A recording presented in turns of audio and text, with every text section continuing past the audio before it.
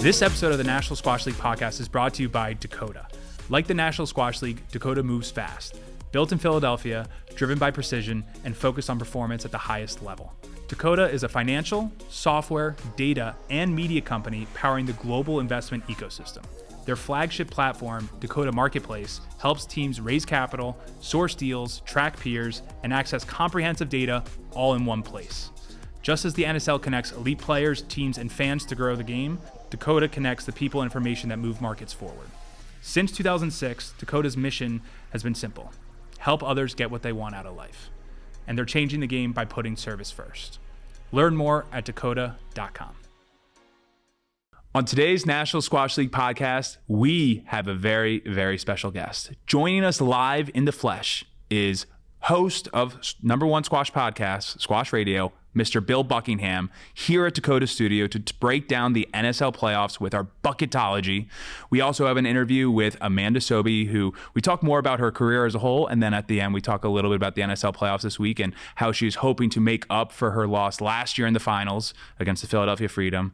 But this should be a very, very fun episode. So without further ado, let's go.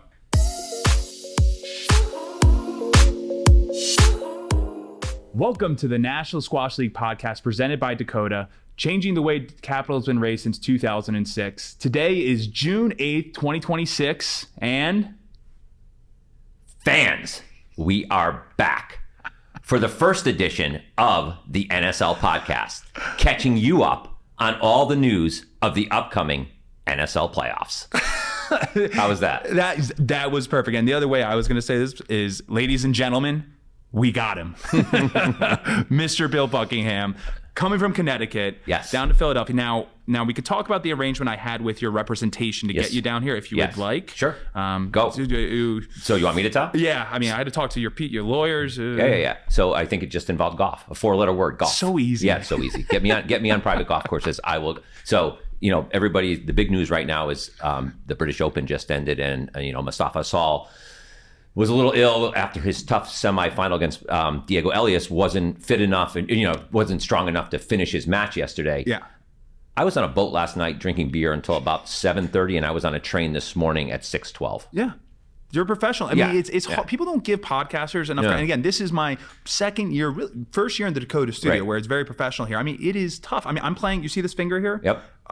I've been biting my nails. I got a little bit of an infection, and I typing up the notes for today. Yeah. Hard. I did 2 podcasts last week. 2. Yeah, you had. You actually had a bit.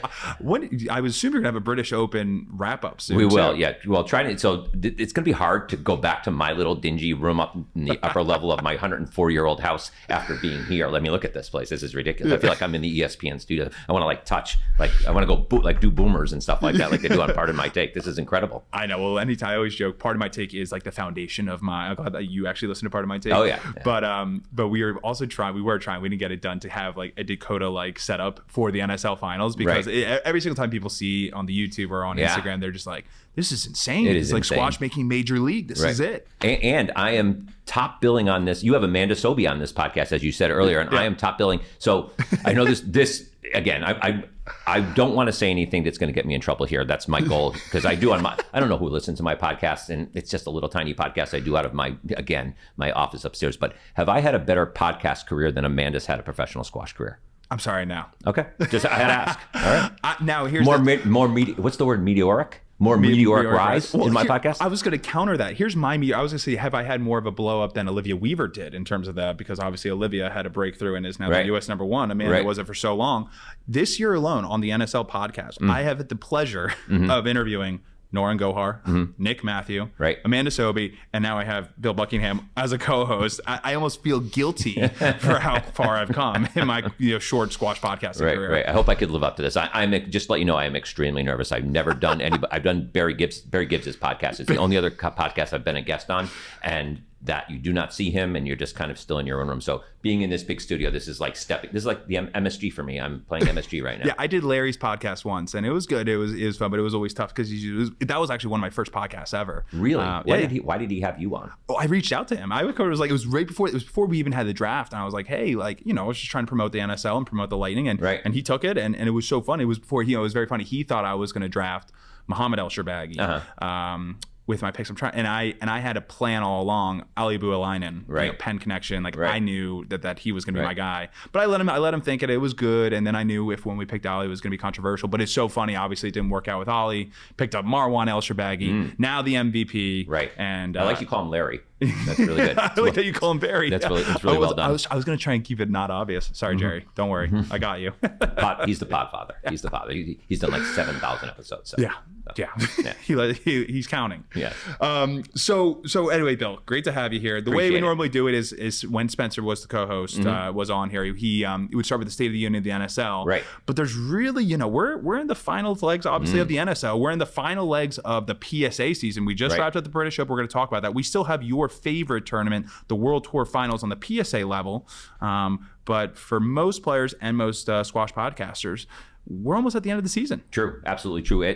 By the way, it's the Squash Tour Finals now. They changed the name from the World Tour Finals. I like to take credit for it because last year I gave it the moniker the Withdrawal Tour Finals because the players it was the round robin format or the pool format, and players would come, play a couple matches, withdraw, collect their paycheck, and go home. There really wasn't, the tournament had no buzz whatsoever. So I unfortunately, in a podcast with PJ, nicknamed it the Withdrawal Tour Finals, which I find myself very funny. So it was PJ or you? Oh, I said it. Oh, it was you. PJ, okay. PJ gets a little uncomfortable when I do stuff like that because he has to actually go see these people afterwards. Like, I'll never see Alex. I'll see Alex Goff once a year. Yeah. So, but then I tried to get Alex, after monitoring it, the Withdrawal Tour Finals, I tried to get Alex Goff on the podcast to talk about Olympic paths back in the day, when that first came out.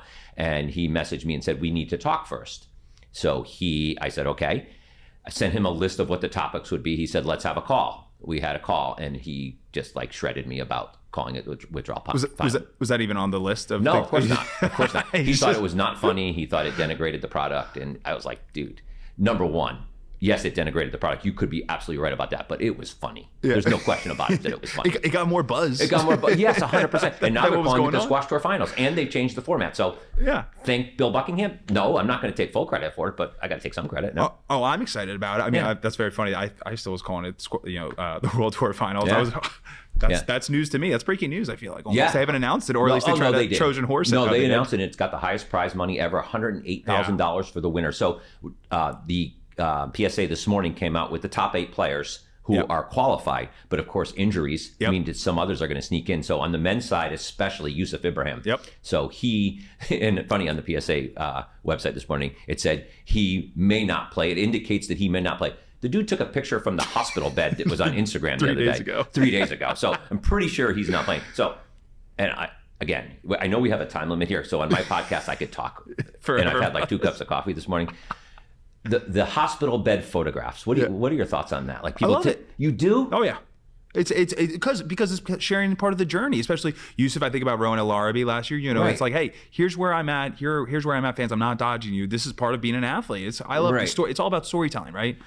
It's part of the story. So what do you think? Okay, with athletes maybe, but it's still awkward because they're sitting there with the little thumbs up. So what do you think like the people who have like their 109-year-old grandmother who has like stage 4 Ebola and they're like, Nana not looking good, but she's really happy here, and she like Nana has the thumbs up with half a thumb there. Yeah, Bill, this is about to get TMI, but I have a colonoscopy in 10 days. Okay. I will not be taking a picture of me from the hospital bed and sharing that with you or anybody else because no one cares. I just think they're extremely awkward. So stop. PSA players, I do not need to see you in a hospital bed. Okay. Just FYI. We'll agree to disagree there. But on the women's side, the biggest X factor is Olivia Weaver. So she pulled out of the British Open semis against Noelle Sherbini with an abductor. Yeah. Supposedly not I don't know what an abductor is. I think it's this one on the side. So do you have one on each side? Yes, you do. It's like an oblique, I think. From what I understand, it's the different abductor, but I'm not sure about that. But either way, so she may not compete, and I'm wondering for the money. So if she just shows up, so with the prize breakdown, and I have the prize breakdown because BJ,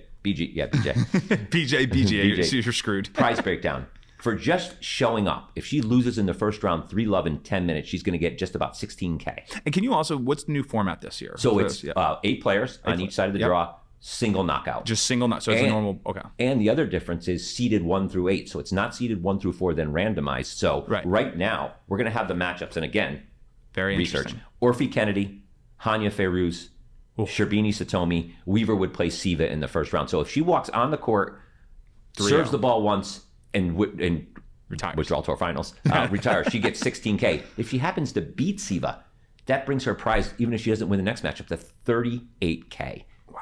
So you got to think that she is going to do everything she could to get on court there. Yeah, so. And she's obviously sadly withdrawn from the Boston exhibition event. Yeah, that's this week. It is an exhibition. I'm sure she was getting paid, but I'm sure she wasn't getting paid $38K to go there, or $16K for that matter. Correct. So, I mean, like you said, most money that's ever been in a squash tournament ever. Right. Hoping Olivia's fine. That was disappointing to hear. Super. Wait, we're going to. I love this. What were your thoughts on the intro of Olivia Weaver?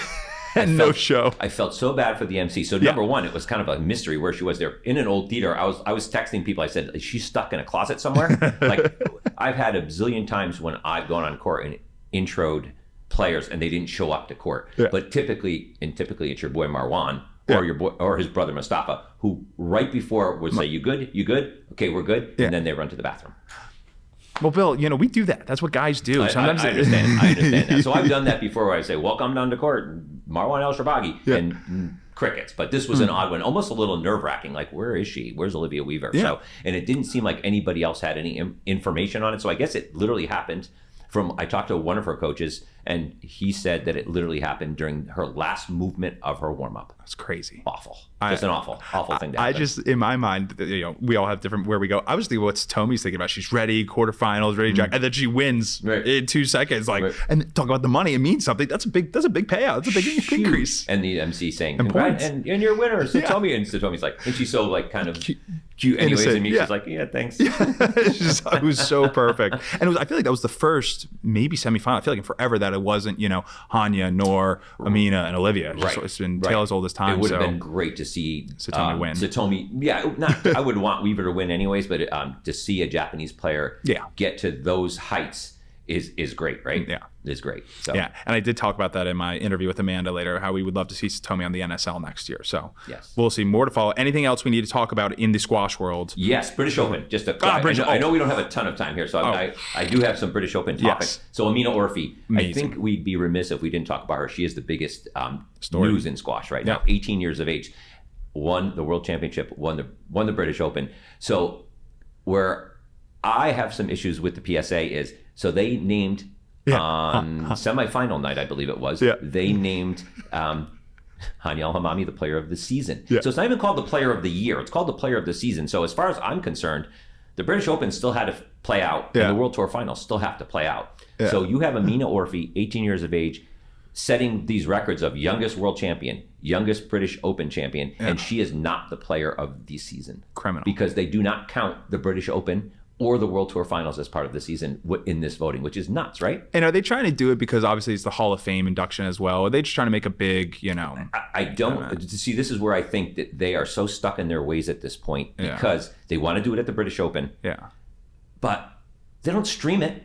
Yeah. Nobody sees it. They don't stream the Hall of Fame induction. They don't stream any of it. So it's like it didn't happen. It happens in such a vacuum. So why bother? Right. The PGA doesn't do their Player of the Year till December. The tennis tours don't do them until late November. I mean, wait till after the World Tour Finals. Make a big splash. You don't have to have a banquet. Why have a banquet if nobody could see it anyways? Yeah. Nobody could see it. I was shocked. I was honestly shocked. Again, there's just some good news. I love that Yusuf Ibrahim and Abu Elgar had the match of the year, which I thought would go unnoticed. It was a great match, but I was caught off guard because I was like, I would love to tune in for that. The NBA and the NFL do great things like that and have it obviously around the end of the season. Right. I don't know. I don't understand. It's just so. It's one of those things. Like, look, shouldn't happen that way. Right. How could Amina Orfi not be? I understand Hanya. She won 5 majors, but basically Amina won the Masters and she won the U.S. Open, right? If it was golf. Yeah, exactly. And if she wins the World Tour Finals, she wins the Players Championship. Right. So it's crazy. And I always think about it, we're stuck in the money, but it's so funny. I mean, I assume at this point there's no way she's going to come to college in America. She is. I think her only big decision she has to make in the next few months, because she turns 19, I believe, is whether I would keep them on. Yeah, she's world champion and British Open champion with goggles on. Get a deal. Yeah, go to Chris Hansen and Raya and get a deal. Yeah, did you hear my interview with Timmy on here? We were talking about it because Timmy's one of the guys that he was saying the same thing. Raya, I need new goggles. I mean, she would be great for it. Oh my God, she'd be absolutely crazy. I think to get rid of the goggles at this point. I'm not sure what exactly advantage she's going to gain. She's used to playing with him. That's how people recognize her. Yeah, I mean, in the Olympics, how about there's going to be so many anonymous players for the worldwide audience who never watched squash before. Right. they're going to see one player on court with goggles, and they're going to be like, hey, what's that? Why is she wearing goggles? And that'll be an interest story. So I'd pay her a lot of money for that. 100% you keep it. Lastly, and again, hey, this is the NSL podcast. Yeah, this is my issue with the Amanda Sobhy interview. I talked way too much about her, but it's so fun. So the Marwan interview, which happened in the early stages of the British Open. So the PSA, starting with the Worlds, had started to lean in as what I coined TMZ TV or Squash TMZ, which they love it when I call it that. Yeah.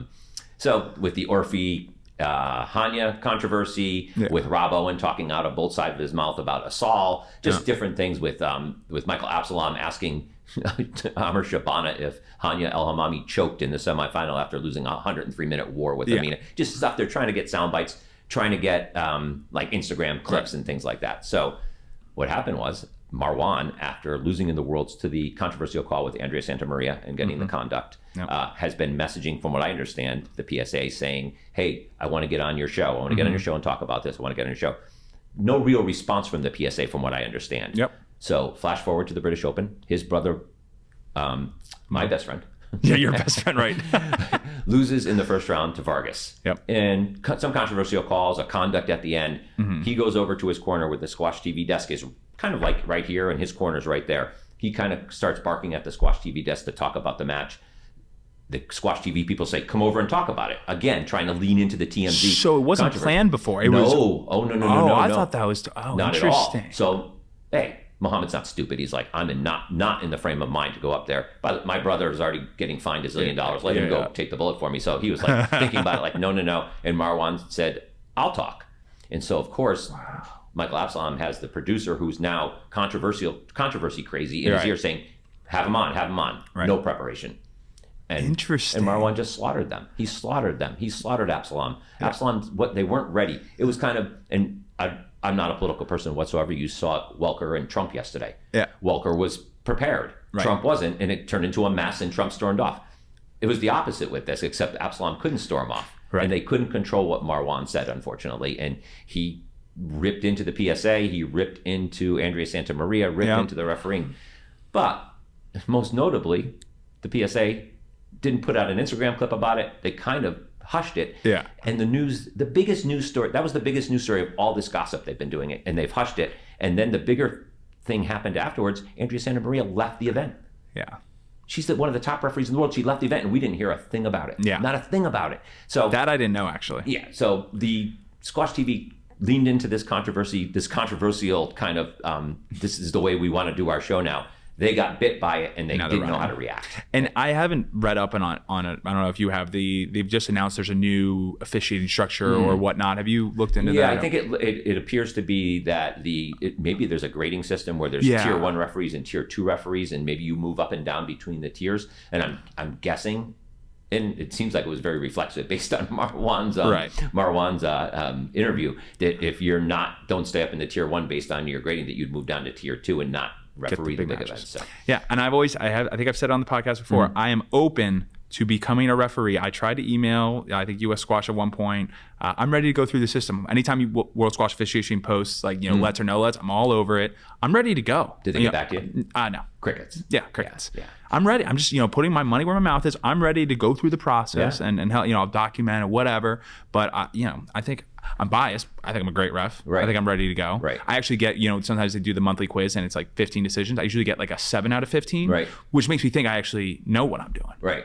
Lee Drew said that's a big part of it. Obviously, it's a huge part of it, probably the biggest part of it. But he said also the knowing how to use the pad, listening to the communications, knowing how to speak in the way the PSA wants you to speak about calls, like weird stuff they say. Like the oddest thing that happens, and again, I swear we're going to get to the NSL. We are going to get to the NSL. But at the end of Game 3, when they change balls, they always say, the referee says, Miss Orfi has requested a new ball, which she has the right to do.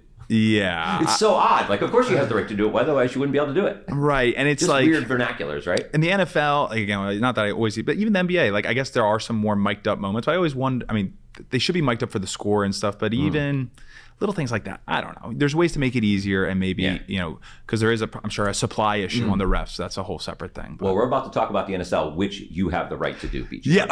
So how about that? You, Phil. Good segue. It's a great segue. I need to work. So I go the #1 podcast in squash. There's reasons. There's reasons. There's levels to this stuff, as the kids say. All right, so now we're going to begin bucketology, which you coined. Thank you very much. You're welcome. I was not very good. Yeah. It was unbelievable. I tried. Unbelievable. Unbelievable. Shit. Yeah, anything with BLE, you could use my name. Incredible, Flexibil. It's gonna come Yeah, okay. as this goes on. So right. I will not be giving my picks because I'm biased. Okay. Everyone knows that I'm very upfront. You are here to give your unbiased opinion. Okay. And you're wearing the NSL logo. I am. You're wearing the shield. Like Rob Lowe wearing the NFL hat. Yeah, exactly. Same idea. So I have no bias. Do I have Chicago Grizzly underwear on right now? This is being shot from below, so from above, so we'll never know. Oh my God, that's so good. So we're going to go chronological order. Sure. We're going to start with all the women, Okay. the women's bracket first. Okay. Then we'll do the men. Okay. And again, for those that don't know, it is Wednesday to Friday, which Yeah. we did this year because last year on the weekend, sometimes people are away. We're hoping to maximize attendance, and I think it sounds like M Squash is going to be great. South Norwalk, very excited to see it. So our first match on the women's side is Wednesday night. Okay. We have the New York Queens versus the Seattle Freeze. Now, I know you have your facts. I have a couple facts here as well, but I'll just start with the rosters and then I'm going to let you go at it. Sure.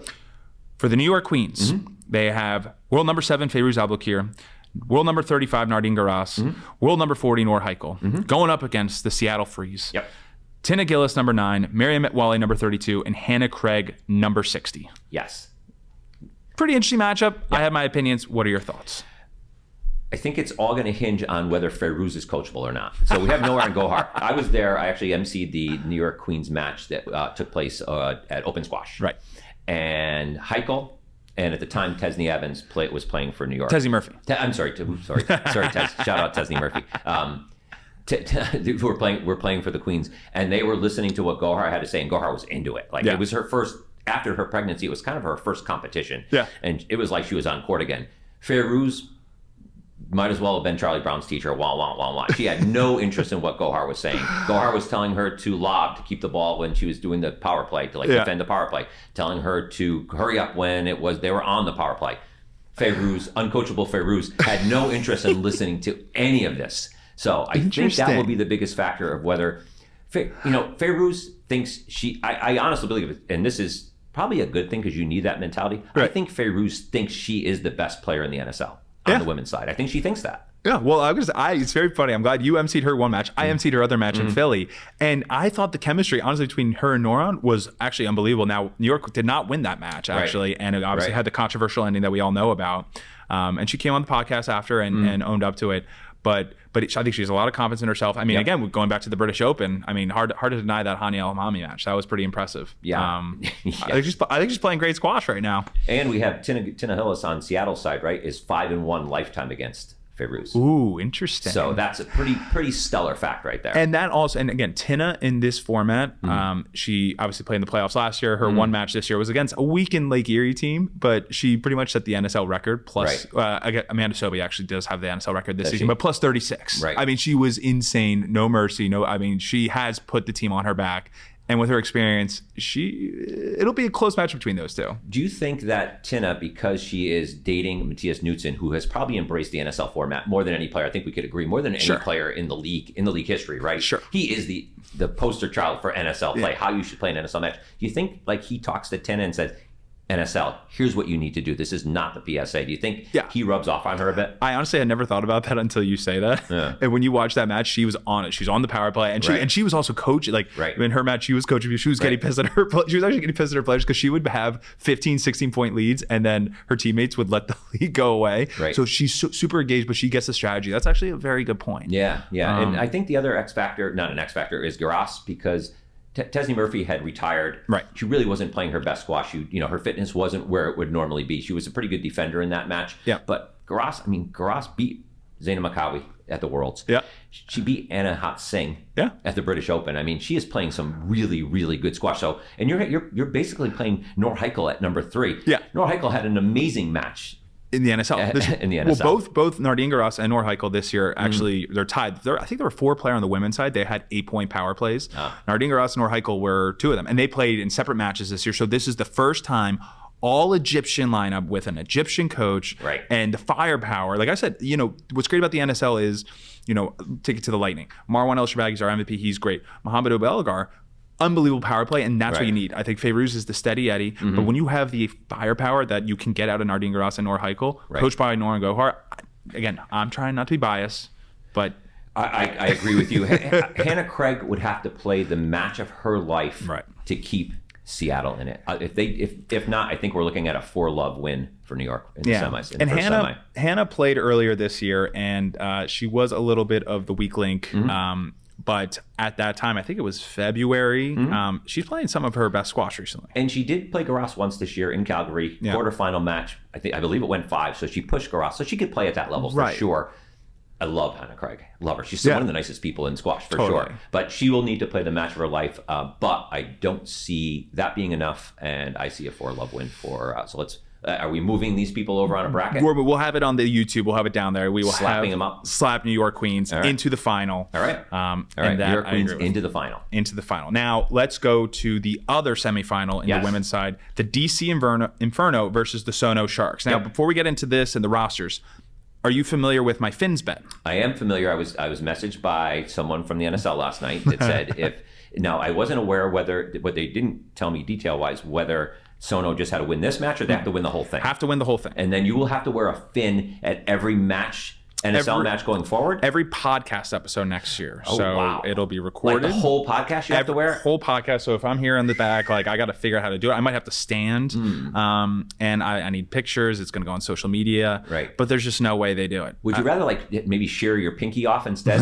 Would that be easier? I'm not at the big cat. I'm not the big cat level yet. Like do stuff like that. Like I love big cat. Right.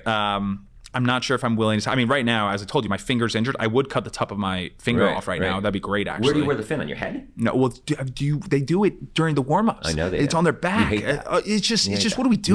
No fun, BG. Again, Roger Goodell and I have a lot in common. Wait till I wear flip-flops to your country club today. you think the fins are going to cause a Bill? You're not going to be around anymore if you do that. I know. I'm all for fun. The National Squash League is fun, but the warm up, like wearing it in the intros, is okay. Then they were wearing it in the warm ups, which was weird. Then last year they wore it during the first period of one of their matches. They're really big though. They have never lost. They are one of 2 undefeated regular season teams, along with the Philadelphia Lightning. Right. There's something in the water, maybe. No pun intended. Right. But I could do with less fins in my life now. Larry Bird wore a warm-up when he won the 3-point contest. So, I mean, there's a little precedent there. So I think if you could wear that and still play squash and still win your match, I think it's kind of cool. I'm pro-fin. How about that? You're pro-fin and I'm anti-fin. I brew pro-fin. You brew I brew. Okay, forget it. That was a reach. That was a reach. That was something. If I had my own podcast, I would go and edit it to make that sound really clever. We're very not punny here. Yeah, I know. No, very bad. Very bad. Sorry about that. So go ahead. Yes, so at least you know my Finns bet. You know where I stand. I obviously talk about it in my interview with Amanda, but let's talk about the DC Inferno roster. Yep. Amanda Sobhy, world number 11. Jasmine Hunt, world number 12. Noah Romero, world number 73, versus Sono at their home. World number 14, Salma Haney. World number 15, Marina Stefanoni. And world number 68, Margot Prow. So do you think that we will see Salma Haney, Amanda head-to-head a lot during this match? Do you think the coaches are going to avoid that because they are their alpha? I mean, Haney is an alpha. She has taken to talk about Matthias Knudsen taking to it. Yeah. Selma Hani has taken to this format. She loves being the leader of that team. She knows it's on her shoulders, and she could tell she loves that challenge. Yeah, she has been straight firepower. I mean, this year and last year, I mean, she has pretty much been their MVP. But I'm not discounting Marina Stefanoni in this format. Last year in the playoffs, Marina actually pretty much almost single-handedly defeated the Philadelphia Freedom, which was very surprising. Right. And she's a gamer. And again, I don't know enough. I don't think Marina and Amanda crossed over in college, but they obviously American. They know each other. They train with each other. Right. So if I'm Sono, I would probably want Salma versus Amanda a little more. That might just get a little more under Amanda. But Jazz Hutton's also, sort of the wild card here too. Yeah, I think Noah Romero. So yeah, I follow the PSA pretty closely. I thought Noah Romero played striker for Brazil in the World Cup. I have no idea who Noah Romero is. I really don't. I'm sorry, Noah Romero. I'm sure you're a wonderful person, but I have no idea who you are. I've never seen you play. So, if Noah Romero was standing right there, I wouldn't know who he was. Bill, I have to tell you, you're in a lie right now. Why is that? What was the match you refereed at Open Squash? I emceed. Emceed, sorry. Noah Romero played in that match. DC versus the New York Queens. She was on DC. I don't remember her at all. So there you go.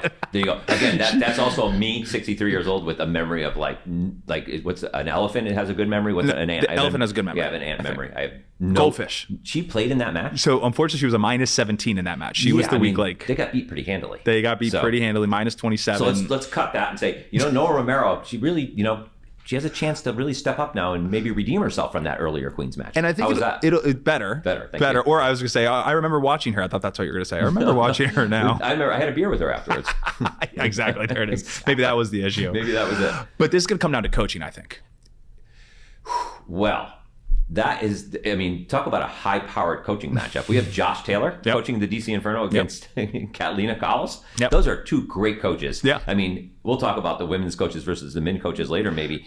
I think that's probably a toss-up, to be honest with you. And if that's the case, I think Sono 3-1. Sono 3-1.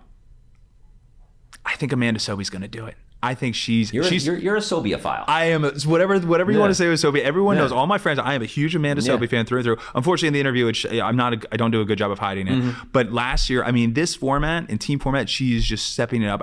Watching her match, I watched her match with the Warfy before. She lost 3-0, but her she's moving super well, given 2 Achilles tears. It seems like she's having so much. Her match against Tina Gillis. Mm-hmm. That was surprising. 3-0, no question. And Tina's not playing bad squash. No, and Amanda does know how to end points. Her PSA matches last like 7 minutes, so she knows how to end a point. She's built for the NSL also, for sure. What I worry about her, I don't really worry about it, is the stop-start.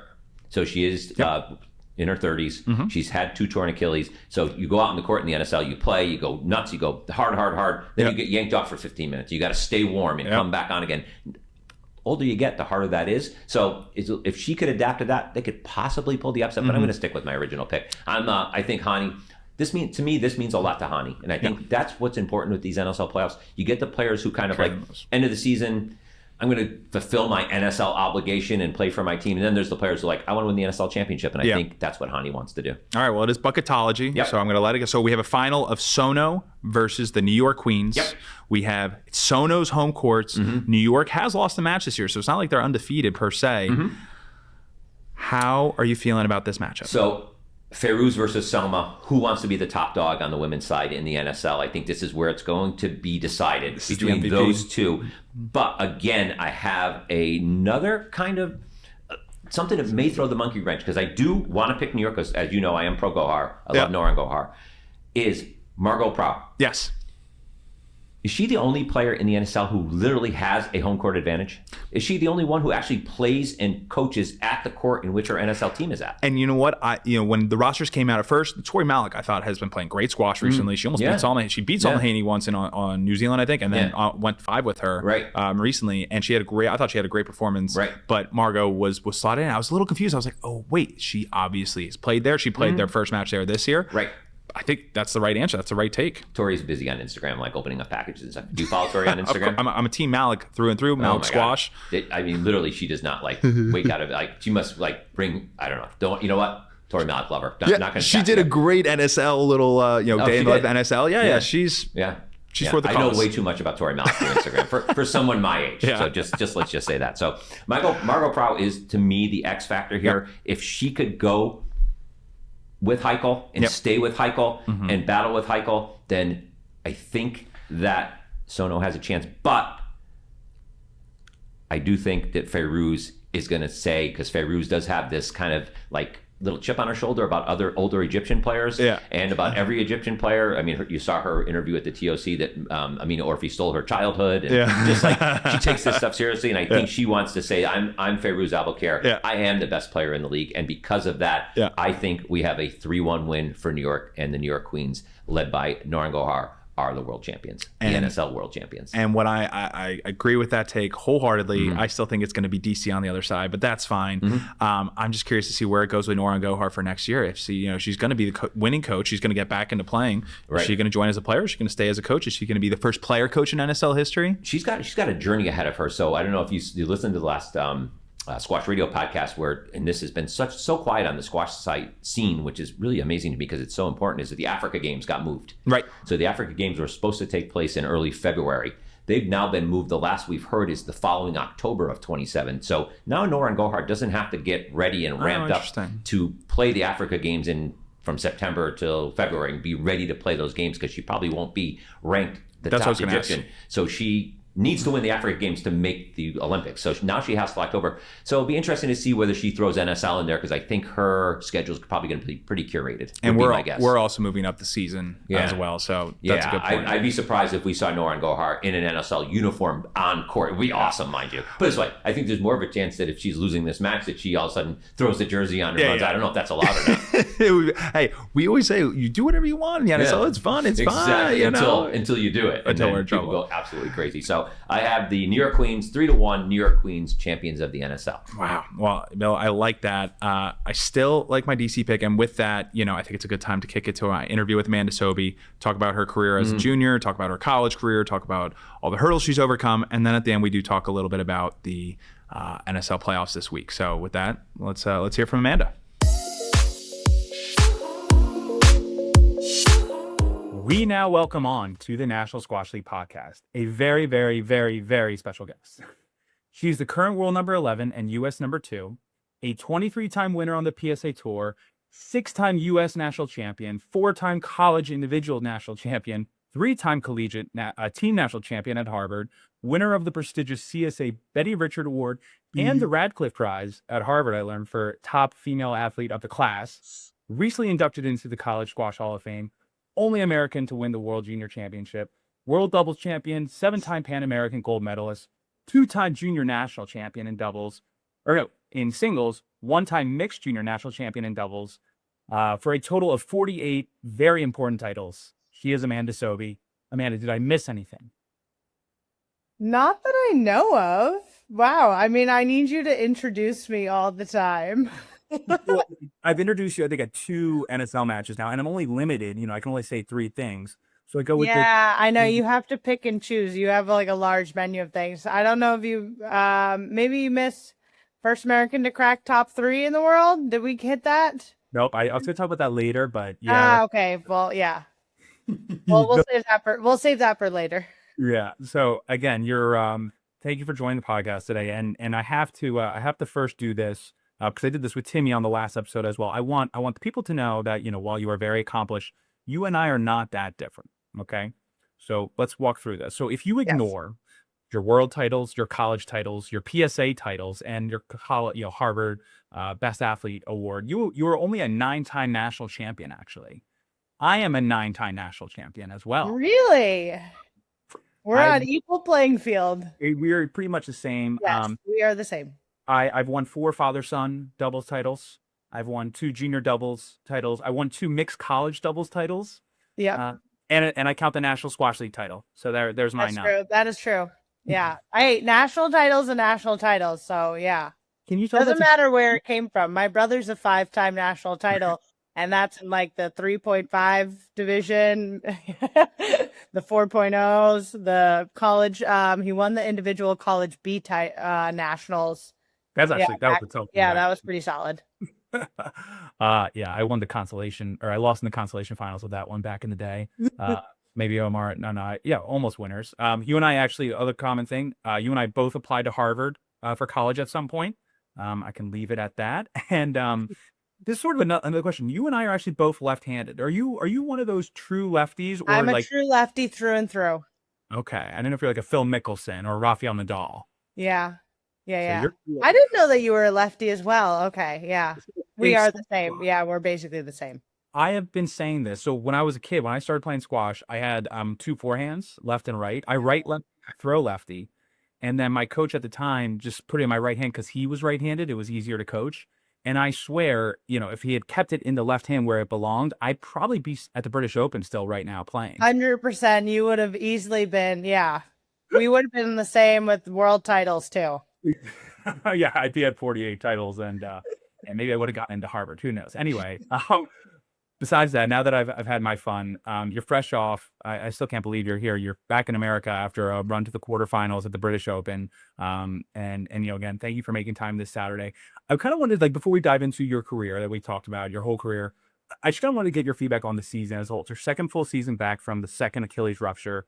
I watched your match against Orphe. You know, while the result wasn't maybe what you wanted, I feel like you were moving great. You could trust your body clearly, which I can only imagine how hard that is for you. Like, what are your thoughts on this season as a whole? Yeah, well, I'm glad that you noticed that, because that's basically how I feel. I feel like I'm ending the season playing the best squash that I have all season, moving the best, playing the best. Just the demeanor and mentality that I'm embodying, is the best it's been all season. I think I struggled a lot. This season was very just, challenging and a lot of ups and downs, especially after the comeback season. Like, I did the whole comeback season to prove that I could like come back, show everybody, yeah, you did it, worked my ass off, came back, got to like world number 8, hit basically 4 of my 5 goals, like got to world tour finals, won a couple tournaments, everything. And then after that, I was like, oh my God, I'm exhausted. And then I was also like, I'm so tired. Like, and like, I didn't have enough of a break to sort of just like rest and recharge, and kind of went straight into summer training, like too fast, too soon. And I was just, I had this like fear of getting injured again. Like, I was just terrified to get injured again. I was also like, I just basically just got the shit kicked out of me for the last 2 years with my injury and coming back. Hopefully I can curse on this podcast, because yeah. But okay, great. But anyways, so, and I was like, I'm exhausted. Like, I just don't want to feel pain. I need like easy. I just didn't want to like go through the pain, feel hurt, feel suffering, like all that stuff. Like, I just been through that. Like, I need like a little softer period of time. Granted, and the fact too of like, I just didn't know whether I wanted to like be all in, because I knew like the level it takes to get back to the top. And I was like, that's hard. That's going to come with a lot of losses. It's going to come with a lot of suffering. It's going to come with pain and failures. And like, yeah, like I know what it takes. I've been there before. So I was just like, do I still love this? What, like, where's my why? Like, do I want to end after the comeback season? Like, do I like competing still, especially with this new generation? Like, it's insane. So I was kind of wrestling with all of that first half of the season. And a lot of it, I just was kind of like going through the motions, but I felt nothing. Like, I was literally hollow. I couldn't even get myself going to like find that fire or nothing. I just felt like I was, yeah, basically hollow inside, which kind of sucks. But yeah. What was the turning point? Was it the Gainer Cup? Was there a certain turning point, at least within this season? That it was after I lost to my sister in Hong Kong. That I was like, I basically fired out a very emotional rash text to Weil, my coach, and I was like, I'm done. I'm retiring. Fuck this shit. I hate it. I hate this sport. And yeah, so I basically like, and he knew too, and like my whole team, I was like, I had to take a hard look at myself in the mirror and be like, Amanda, like, you know what it takes if you truly want to, like, I don't like being half in, half out. And I was in that half in, half out space. And I was like, you're either going to go all in and you're going to basically like, yeah, put your head down, get back to work, like know that you're going to be put through like pain, suffering, like failure, losses, heartbreak. That's all going to come with it. But just like be all in and find out, like, see what you're capable of to try and like make a push for getting back in the top 5 again, like really trying to be the best, everything, get to the Olympics, all that stuff. Wouldn't you want to know? And if I didn't, then it's like, let's get out. Like, you've had a good run. Like, let's start transitioning out. And I was like, no, we're going to be all in. I love that. Well, Yeah. Again, So there's still talk about that. And so the season was set. So I thought based on how you played in that last match, it was a success and cool. I can't relate to an Achilles injury. It is my biggest fear. And honestly, is there anyone else on tour that has ever, like right now on the women's tour, at least, that I don't think anyone I could think of has an Achilles. Well, so no, Joelle and now my sister, obviously. Yeah. But Joelle King did hers before me. Okay. So I did mine, in 2017. I think she did hers maybe 2015. Okay. Yeah. Did you ever talk? I mean, again, now I'm getting off the rails. I had a great roadmap. It's like squash. Sometimes you get off the game plan. Have you ever talked, like when you did it first in 2017? Did you talk to Joelle? Yeah, I did. I did a bit. And she came back really well with the first one. But she had really good guidance about it. So, and that was just like her full-time thing, whereas like I didn't have the best guidance, and I was just like, ooh, I don't have to play squash. I'm like 23 years old. No one's telling me to go train and play. And I was like, let's get after it. And so I just kind of partied for like 4.5 months, which is really unsustainable, but very fun. Yeah, well, again, everyone needs it, and you know, again, I'm very fascinated in squash, the mental side of it, and Yeah. you've been doing it for 16 years, and so we're going to talk more about that. But I want to start, as all good podcasts do, with a hot take, and this is my job. So, anyone that knows me knows I'm a huge Amanda Sobhy fan. Thank you. I think the reason for that a little bit is because since I was young, and again, I started playing squash like more seriously, I would say 2009. I've pretty much seen you on the cover of U.S. Squash magazine like my whole life, and I was curious, Yeah. the first U.S. Squash magazine you were ever on. I don't have the answer. I wish I did. Well, oh God, I think it was 2009 when I beat Sherbini in India. Okay. Maybe that And was that was my first World Junior Champs. And I remember maybe being on the cover and stuff. Yeah, of Okay. it. Because I definitely just was like, since I didn't play, I played squash for a little, then I stopped, and then like high school 2009, it just like kind of came right, and it was like Amanda Sobhy, Amanda Sobhy, Amanda Sobhy's best. Yeah. So continue to my hot take. Here we go. So I feel like since you were the age of things, so 2009, you were what, 15? 15. In-ish, maybe even even before that probably. I mean, you've been on magazines, and you were pretty much posted as the great one or the chosen one. And does that remind you? Do those words remind you of any other athlete? The chosen one? It's someone, but I can't put a like face to it. His name is LeBron James, and LeBron James, at 18 years old in high school, I remember because I had Sports Illustrated all the time. I was actually in Sports Illustrated, no big deal, with Andrew McGinnis after he won junior double. Oh, did you do faces in the crowd? Or like I got into faces in the crowd? You totally saw that. Yeah. But Andrew, I think, submitted it, but it was like huge for me because my name was in it. It was like but I have that still saved in my room. It's no big deal. But LeBron James got the chosen one at 18, and there's so much pressure, and it's just crazy. And again, I think about that for you. People think I'm crazy, comparing you to LeBron James. But in the same vein, you've been on the face of magazine since you were a kid. You're still doing it all this time later at the highest level. I at that young age, when you're on the cover of magazine, do you feel a certain sort of pressure, or was it kind of just more like cool at the time? No, there was always pressure. I mean, thankfully, when I first started, I wasn't necessarily the chosen one. It was Olivia Blatchford at the time, because she started when she was like 7, 8 and like won the British Juniors under 13. And I was a late bloomer, so I didn't really like get kind of good at 13 until like 13. But then my acceleration growth was like massive. So I won the World Junior Champs on my 17th birthday. And then after that, it was just kind of, I was the dominant, like from 18 on, the dominant US player. Yep. And that was a lot of pressure. And like it kind of started mainly like in college. Okay. Everything like going into college and wanting to like prove. And I have very high expectations of myself, but I also wanted to like prove to people that you could do both. You could go get a great education, then go pro after and be successful at both. I wanted to crush every single record. And I know people like, I can't say like names of who said all these things, but you just kind of hear the chatter, the voices of like, oh, can she go undefeated? Then it's like, oh, can she not drop a game all through college? Like, oh, can she win individuals like all 4 years, everything? So it just keeps stacking on top of it. And I'm like, I'm a kid. That's a lot of pressure to put on me. And like, I come from a very results oriented background with my dad as my coach. And so I just didn't know how to handle all of that pressure. And I felt like if I didn't achieve those results and stuff, and then leading up afterwards, like with being a full-time pro and being the US #1 and everything. And I felt like if I didn't achieve that, like I was a failure.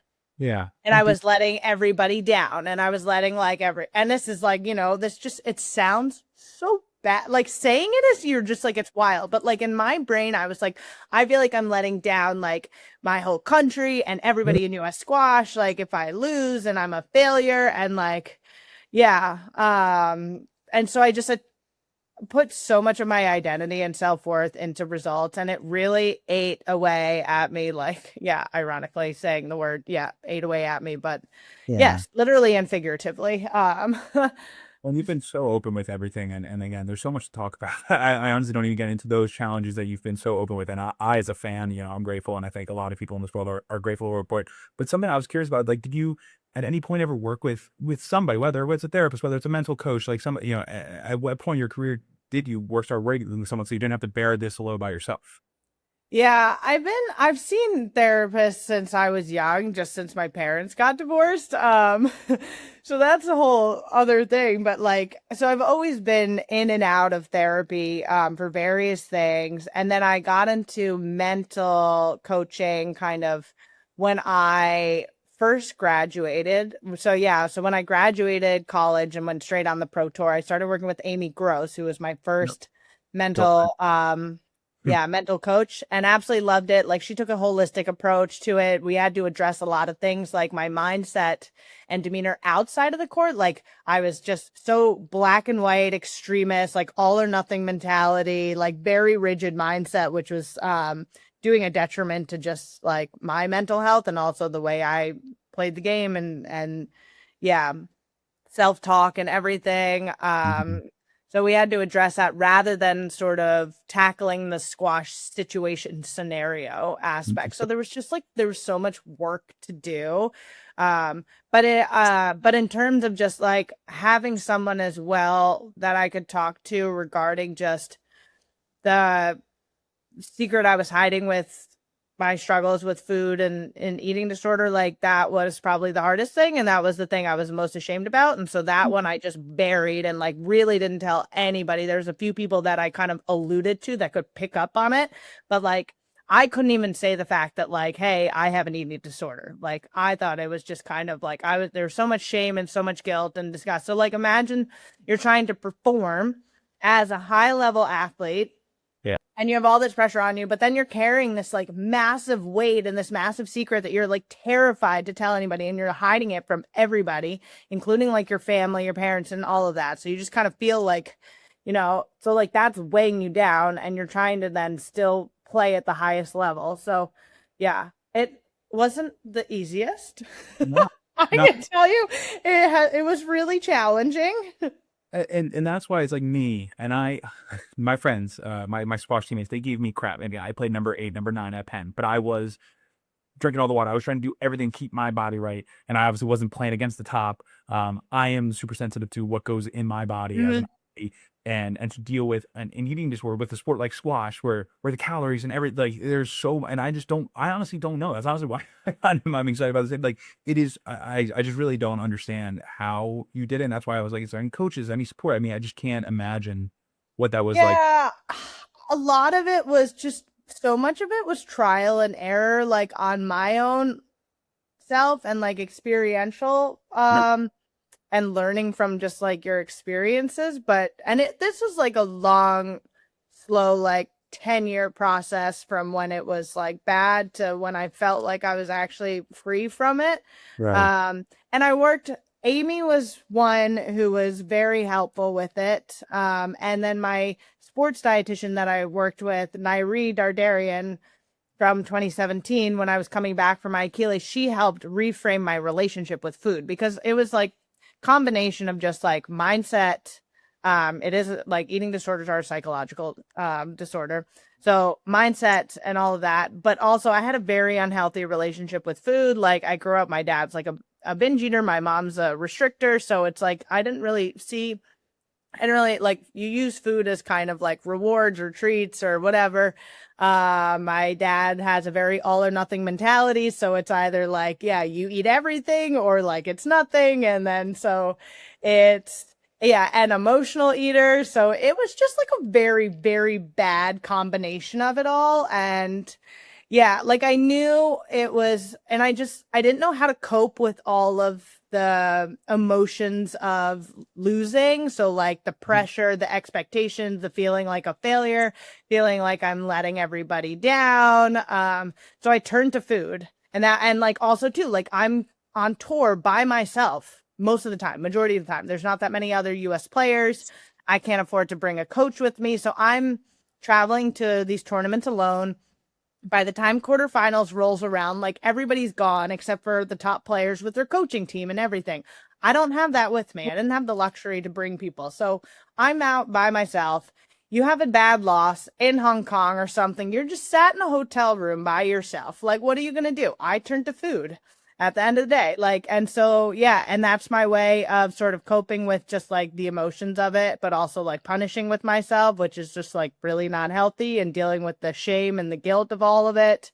And like, yeah, dealing with how I let everybody down. And then, yeah, so that was kind of the toxic, like merry-go-round that I was sort of sucked into, the cycle of that. And then you feel like absolute dog shit afterwards. So then you go and like self-loathe, and then you're like, okay, well now I need to restrict and basically make up for all of the calories that I just ate. And now I need to go like over exercise and restrict and everything until like the next kind of whatever trigger hits you or wave, and then you fall off the wagon again. And yeah, and then you're just going on this toxic cycle, and it's a horrible place to be in. And have you reframed? I mean, it's very funny. Again, the human side, like on me in my life, I definitely maybe call it an emotional eater. Like I am totally a guy, like after a squash match, win or lose, like I'll have a beer, I'll have a cheat meal, like that. Like do you still lean in? Like I think there's a great quote from Adam Grant that I send to my wife, because we talk about this. Like sometimes when you have those cheat meals, is like you could see it as punishing or self-loathing or whatever. I see it sometimes in a weird way as like investing in myself and mental health. I mean, like, okay, like, you know, obviously don't go, it's different as a professional athlete compared to me in my life. So I don't want to totally break, but have you, is that sort of a Oh yeah, no, I've reframed it. I know exactly what you're saying. Yeah, I've completely reframed it. And now I always have like, so Nairi helped me. We have a post-tournament. When I first was struggling, we created a post-tournament day, because I was like, I tend to just like binge, and I'm not saying like I go eat like a burger. I like go eat maybe like 7 baked goods. Like I couldn't just do like one cookie. I would see other players just go take one cookie, or like talk about like, oh my God, I ate a cookie. I'm like, you ate one cookie? I was like, if I could eat one cookie, that's amazing. I have like 8. Like I literally will pack the brim till the point where I am like so full, I feel sick to my stomach. And it was like, I would basically go on autopilot mode. Like I just couldn't make the choices of it. So it was like, it almost felt like I like blacked out and just go on the tear of just eating whatever instead of being present and actually like enjoying a meal afterwards, which is kind of what I do now. So after every tournament, I will go and consciously be like, oh, I want a baked good. I want to have like, so I'll either have like a pizza, a burger. I'll always get a dessert because I love food and I have a sweet tooth, but I will actually like sit down and be present and fully enjoy it. And then I'm like, I'm good. Yeah.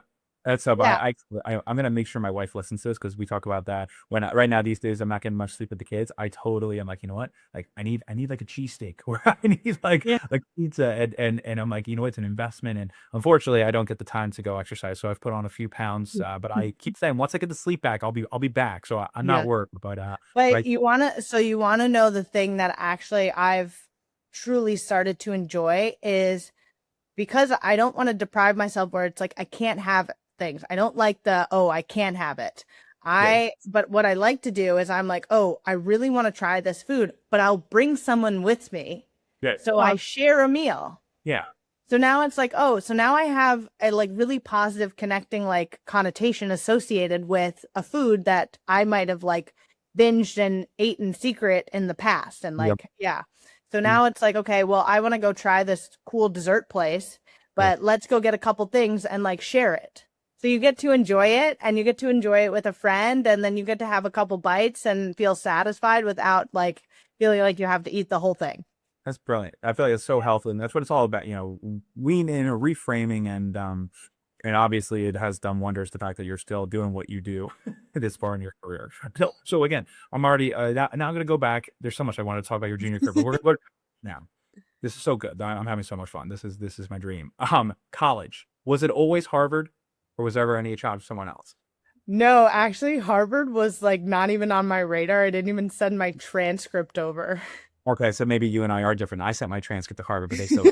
I didn't send my transcript over until like the summer going into my senior year. No.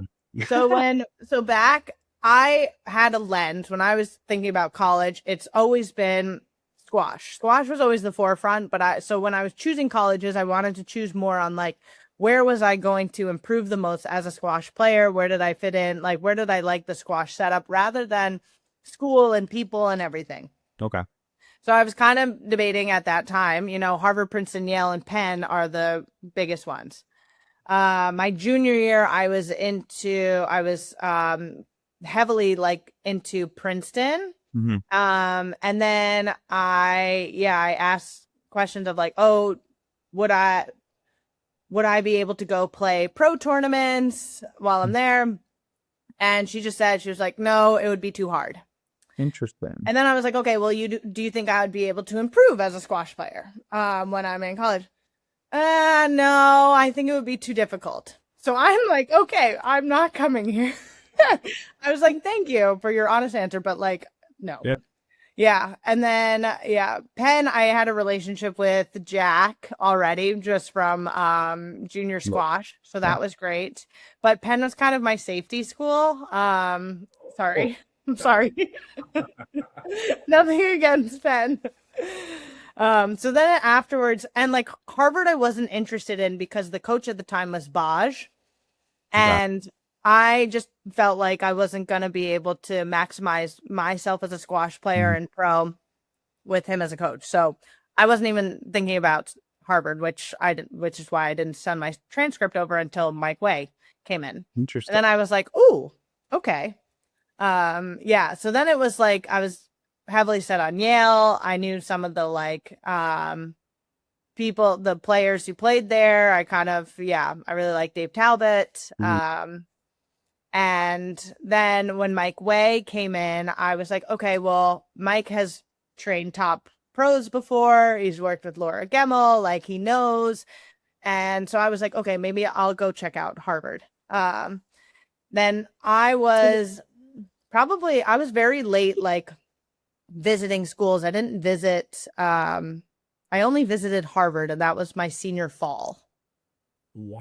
And the world was going down, but that is still crazy. I mean, you're traveling, your summers are busy. Yeah. It's still crazy. So then it was between Harvard and Yale, and I was going to go visit Yale, but I decided, Yale wanted me to retake my SATs because it was like good, but like just under the mark that it was good enough. And I was going to in September of my senior fall.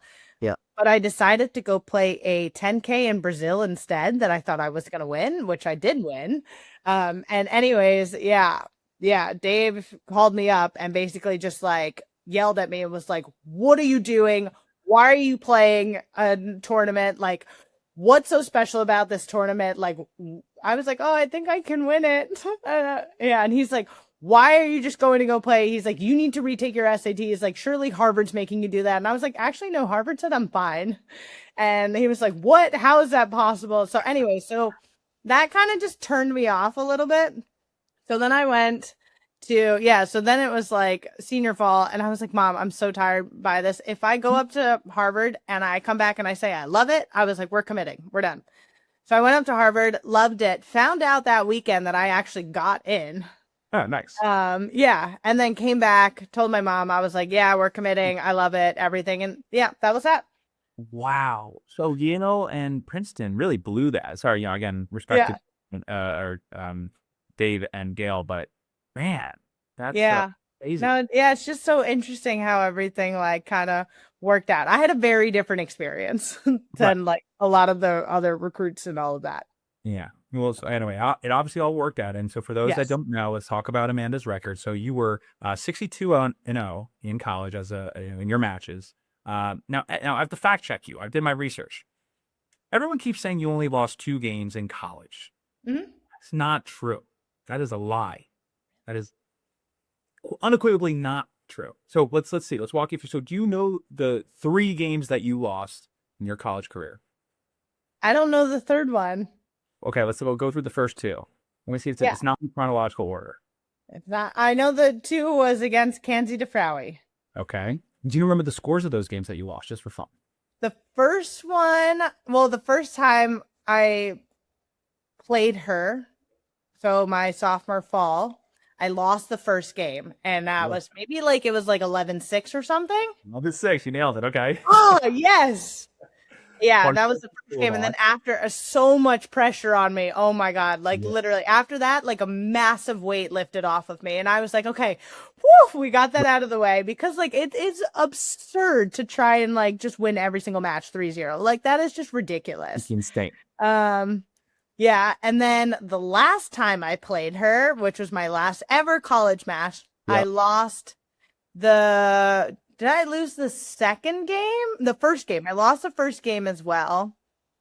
Maybe it was probably like, was it 11? No, I wouldn't say 11-7. No.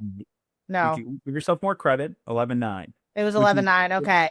And before we get into the third one that you lost, that we have to talk about, just that match, again, I can only imagine. It's your last match. And you lose the first game. Were you sweating that one a little bit, or? Oh my God. Even before, I remember I was so nervous because I was like, imagine you blow it. Yeah. Like imagine, literally, I'm thinking, I was like, this is the last match of your college career that you can then finally relax and be like, you did it. It's not even like an excitement, happiness of it. It's like relief. Like that is all I felt. My entire like squash career, most of the time, has just been relief of like, oh, finally you did what people asked you to do. Like, okay, oh, you can breathe now, and now you can go play and enjoy yourself. Yeah, I think, Amanda, I think that's why I like your career is so impressive to me. And I think people don't give the mental aspect of that like enough. Like it probably wasn't fun winning. No. Everyone, emotionally, losing is much harder than winning than dealing with it in that instance. That's why I wanted to talk about like that, because you're losing that first game, especially like losing the third game up to 2-0 is fine, but first game on the line is crazy. I know the first game, and I think the other 2 games were kind of close. Like the second and third were quite close too. And I was so flat. I just felt like just depleted, and I was like, oh my God, am I gonna lose this? And I was like, is this gonna be how I end my college career, by like finally having my first loss or whatnot? And so thank God I pulled it through. You did win the last 3, 6-5-5 for the record, so you were okay. Okay, thank God. Woo! But are you ready for the third game that you lost? Yeah. Very real. You lost to another one of my favorite players, Catalina La Artista Pelayas, at the PV Invitational in 2013 in the second game, 12-10. People don't talk about that enough. People don't talk about that. I'm gonna actually, that she's down in Florida at Kinetic now too. I'm gonna have to tell her that. I thought that was fun. Again, I did my homework before this. That was that I was so excited for that. Yeah. Wow. But now another thing people don't talk about is your Harvard teams. You went a combined 59-3 in your collegiate career. Do you remember all 3 losses and the scores of the 3 losses? In our Harvard matches, right? Okay. But we lost in, does this count with nationals too? Nationals counts. Yep. Okay. So we lost 5-4 to Trinity. Mm-hmm. We lost our senior year, we lost to Penn. Yeah, lady. Yeah. Score? Was it 5-4 or it was 5-4. And then there was one more. Was it Trinity or Princeton that we lost to? Princeton. Sophomore year at Princeton. Yeah. In the regular season, right? 5-4?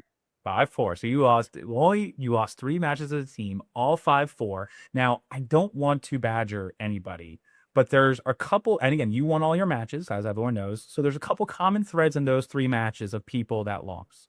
Now, I think I know one of them, I'm okay airing the dirty laundry, but I'm curious if do you ever hold, there's a couple people, do you ever think about, man, if those matches went the other way, would have been perfect? You will hold it against them. I can name names. It's crazy. The stats are actually crazy. This is I won't hold it against them, honestly, but like this is when I was like, I'm better as an individual like player, because it's so hard when like the way I saw it was like everybody needs to take care of themselves individually. Mhm. If you can just do your job as an individual, the team collectively will benefit. Mm-hmm.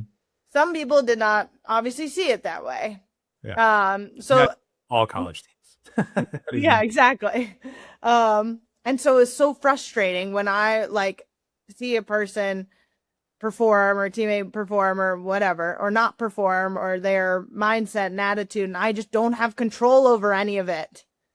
And that you just have to like be able to detach a little bit. And that's where the NSL, again, we're going to the NSL layer. But Yeah. I sort of love that you can't control it. And it is team sports are the great equalizer where, NBA is a little different. Obviously, LeBron James, we'll keep talking about him. That's a sport where you can carry a team. But Yeah. in college squash and NSL, it's just to an extent, but college squash, you're 1 of 9. And I always joke as a bottom ladder player, I'm just as important as the number 1. I've always said that to people, especially when I was coaching at MIT. And I told the guys, because I was like, no matter where you're at on the ladder, like 1 is just as important as 9. Yep. You got to take care of your body, and that's why everyone gave me crap. I would drink the water, I would sleep, I would do that. And I was like sober all season. And dude, you're number 8, you're fine. I'm like, well, number 8. To be fair, our matches were always the longest because we had 0 skill and 0 touch. So so you just ran and fitness and everything, the physicality, just grind it down. So for those 3 matches that you lost, the common thread, and I am sorry to these people, Michelle Gennel, I don't know well, but she lost in 5 in every single one of those matches. That's tough. And then the other one, Haley Mendez, wife to Philadelphia Lightning, Nathan Lake, she lost in 4 twice and in 5 once in those 3 matches. That's tough. That's tough. That's tough. So we'll I'm going to mention that. We'll give them grace. I've had my fair share of 5 game losses. So over the years, it sucks. So last few questions with college, you and Ali Farag, I consider the pioneers of the path from college to, pros, and you guys are unbelievable. Obviously, Ali has his world titles. You, as you said, first, you American number 3. I mean, it's unbelievable. And the college game, I think, has gotten infinitely better because of you guys. I think it's easy to trace that to you guys, but I am curious, we talked about Olivia Blatchford, Olivia Klein, and she went pro right away. Did you ever think about not going to college? And second, Olivia going, like, it would have been interesting to see if Olivia had gone to college, how things would have shaken out. I always wonder about that. Yeah, I think so. For me, my family, it was always college comes first. Education comes first. You never know what's going to happen. Obviously, I experienced this with my career afterwards, is like at any moment, it can just be over like that. So you need to go get an education. And I'm very grateful for my parents for doing that. And also too, like the network, the name, like you want to develop yourself as a person. You don't want to put all your eggs in one basket. You want to, and going to college, the college experience is going to help you grow and flourish as a human being and all that jazz. Yeah. So, but there were periods when I first got to college where I was just the adjustment of it all, and especially the training load, how much lighter it was from what I was used to, and like training in like a team environment versus like my individual training, because also too, like I was training at a pro level, and my dad is a like old school Egyptian male. So it's more is more, like, train twice a day, work really hard, everything, quantity over quality. So, and then going to Mike Way's philosophy of quality over quantity, you have to training at a load that's for a college team rather than for like a professional. That was a huge adjustment. And then I was like, oh my God, I want to just take a gap year and go play pro. Cause also I came in at 17 in the world. Like I was doing well. And my mom was like, absolutely not. We know that if you take a gap year, you ain't coming back.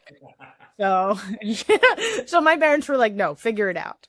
Yeah. So I'm very thankful for that. And then in terms of me and Liv, like we were obviously rivals growing up, and then we just took 2 very different paths. Like I went to school and everything. She was homeschooled. Then college was never on her radar, really. And she decided to go pro.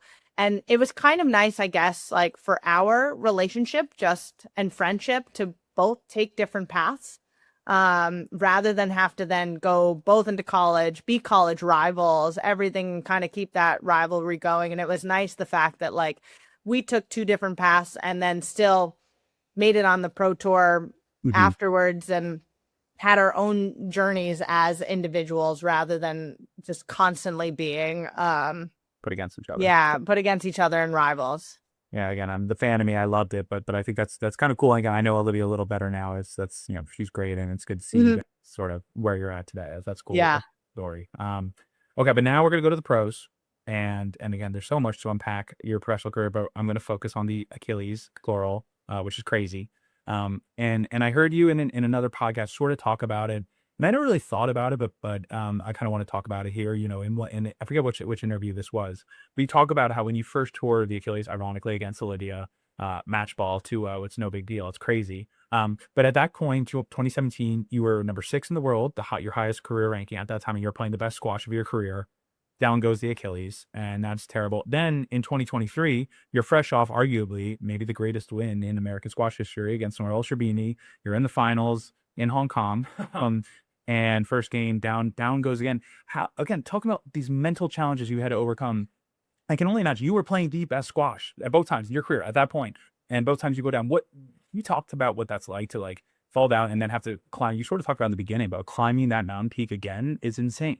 Yeah, gosh, I mean, like, so the first time when I did it in Colombia, obviously, like, I'm young, you kind of think you're invincible. I'm playing the best squash of my career at that time. I'm very close to cracking the top 5, and yeah, I'm about to get to the 1 point away from getting to the finals of the tournament in Colombia, and I step back to push off, boom, down, and I'm like, did you hit me? Yeah. She's like, no, I didn't touch you. I knew right away. Anybody who tears their Achilles, same thing. Feels like someone kicks you in the back of the leg or hits you in the back of the leg. Yeah, it's a lot. So I am necessarily like, I'm just in shock. Like, I'm wrapping my head around the fact of like, oh my God, I just tore my Achilles. I'm 23. Like, this should not be happening to me. Like, why did this just happen? And also I'm thinking like, I'm going to be out for 9 months. Like, I'm in Colombia. I'm playing on top of this mountain, like by myself. Like, I like literally am just in complete shock, rather than saying like, people ask me, oh, is it painful? Like I couldn't even tell because I was just in shock of it all, the magnitude. So, fast forward, I come back from that, get to a career high ranking of number 3, everything building up, all of that.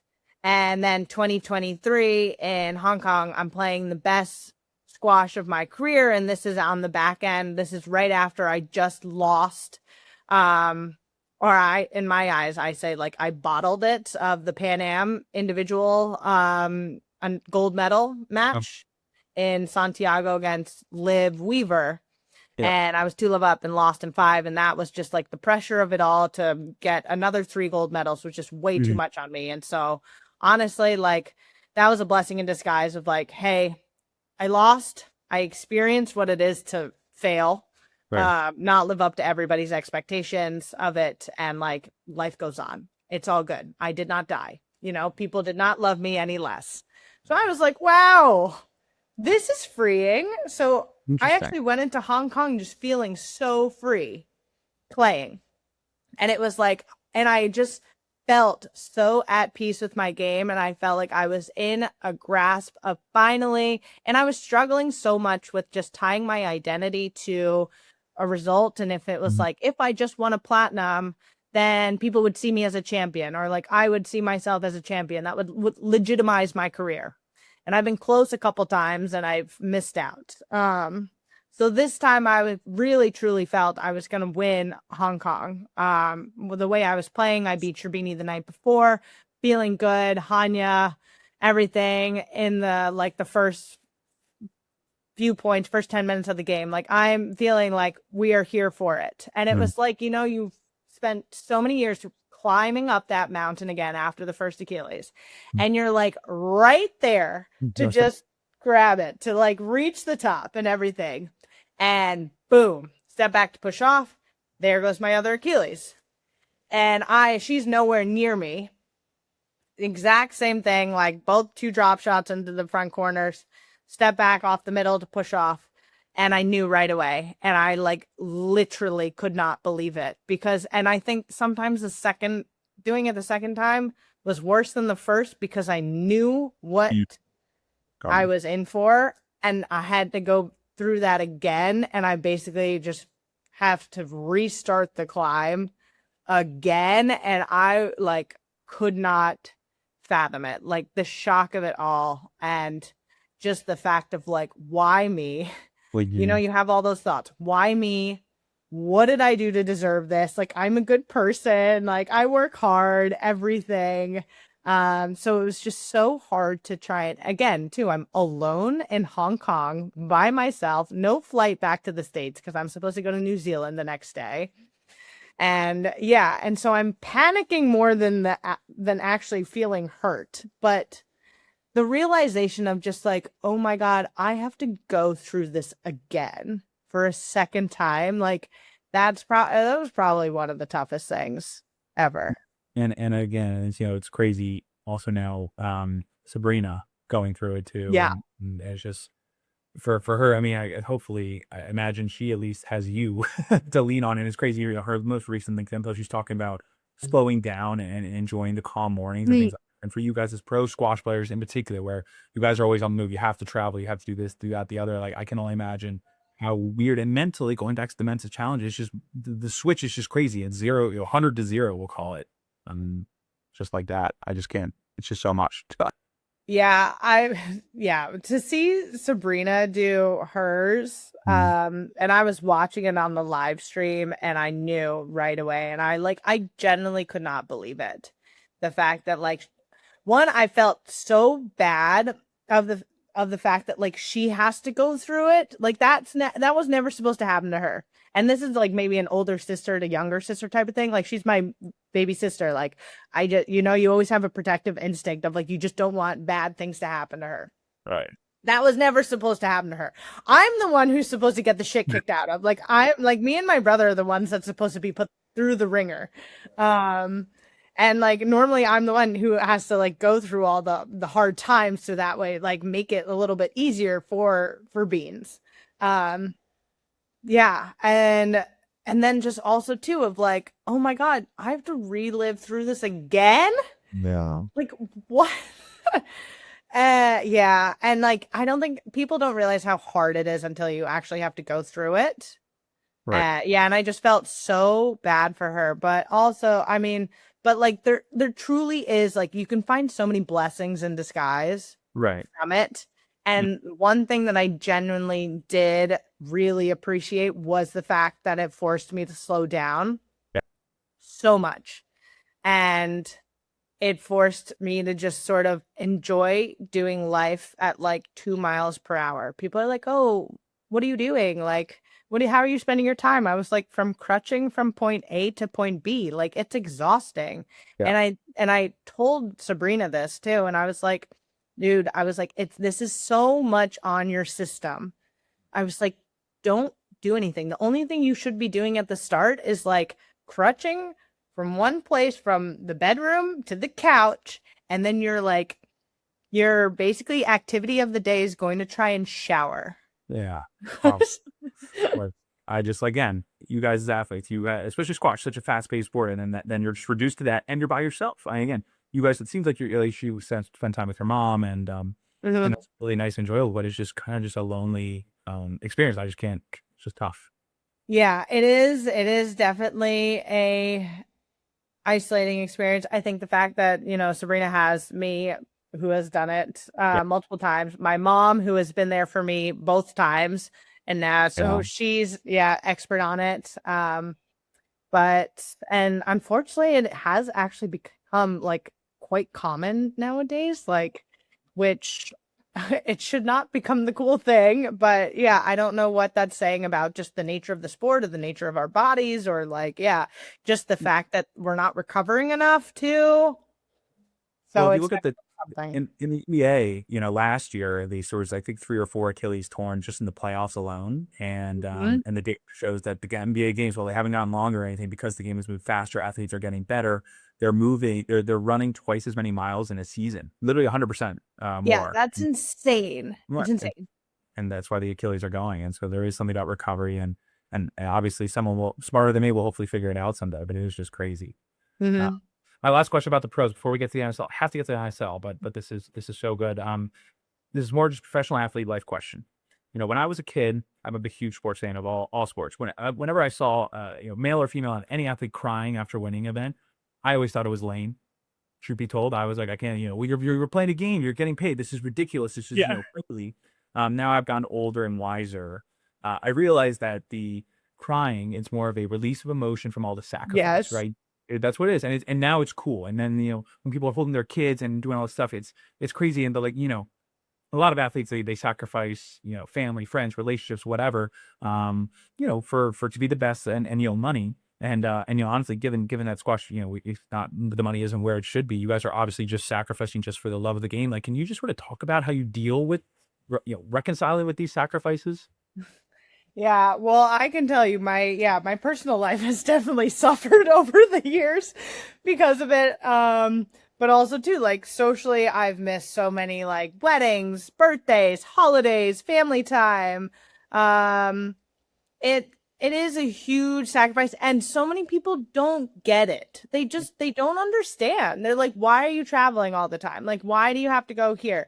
Why are you missing this? Oh, all that. So sometimes it sucks. Like sometimes I wish I wish I had a normal life. It would be great to be in a relationship and just be steady at home and all of that and not have to travel so much. And there's so much unknown and being on the road and living out of a suitcase 10 months out of the year. Like it is just so much on the system, and it's like so chaotic, and there's so much uncertainty and unknown. But at the end of the day, like, I love the sport.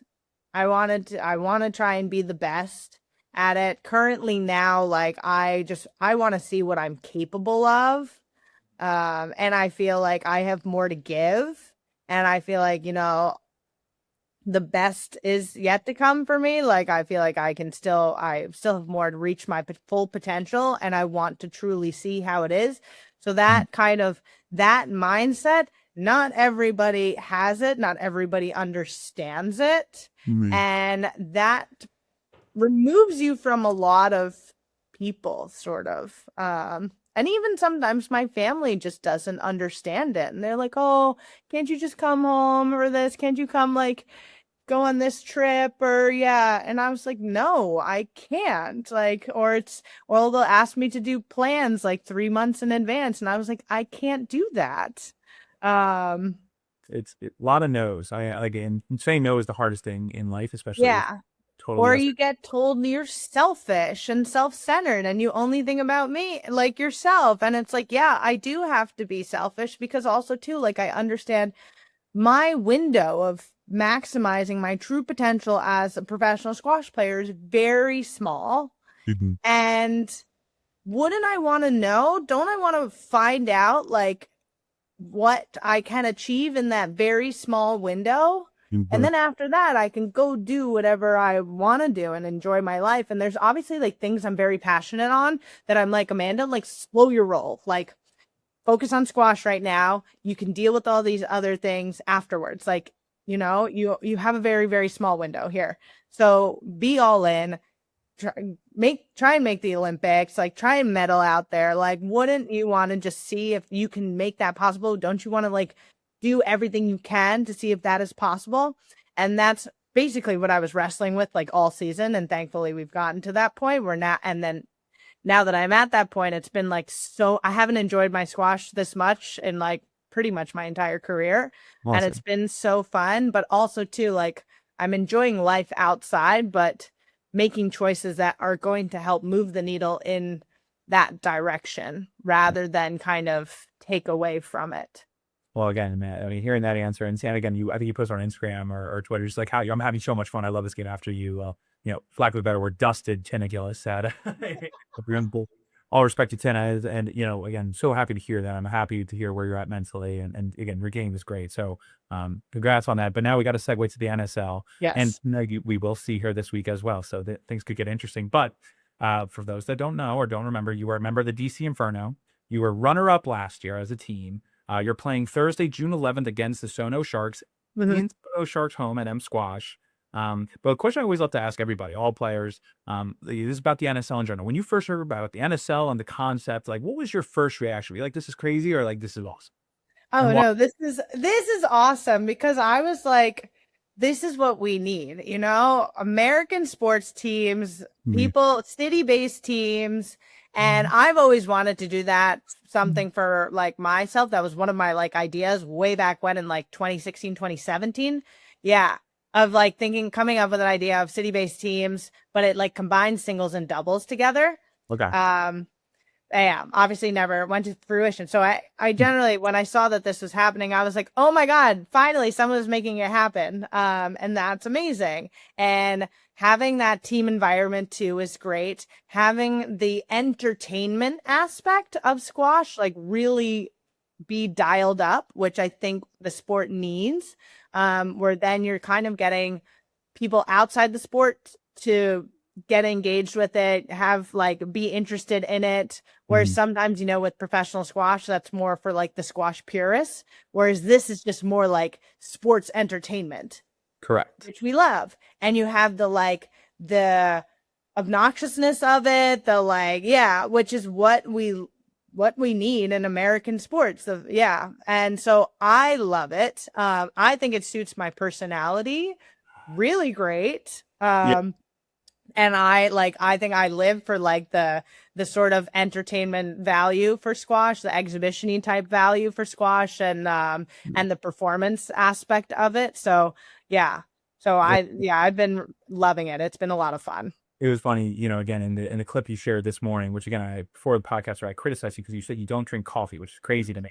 But they asked what everyone's favorite shot is, and everyone was like, backhand volley drop, backhand volley drop. Man, forehand, a cross court neck, and and you did that against Amina. You went for it. I did that so many times versus Amina. I ripped so many nicks. It was awesome. But that's sort of, those are the best shots. And again, my pen coach would give me crap because they always say I would go for that. But that's what squash is all about: is seeing these amazing aggressive shots. And I did say, again, that is why you people don't know this. You have so many NSL records. You hold the record for most points in power play, most points in a single shift, highest point differential on a shift, highest differential in a total match. It's no big deal. But just to stir the pot a little bit, you guys obviously lost, unfortunately, in the finals last year to the Philadelphia Freedom. Melissa Albes took home the MVP that day. Yeah, I was pissed. And then here to add insult to injury, you dusted Philadelphia again in the massacre in DC, as I call it, and somehow Melissa walked away with the 26 Diamonds Player of the Week. I know. I was pissed. I gave her so much shit. I was like, I can't believe that. I was like, I got stitched again by her.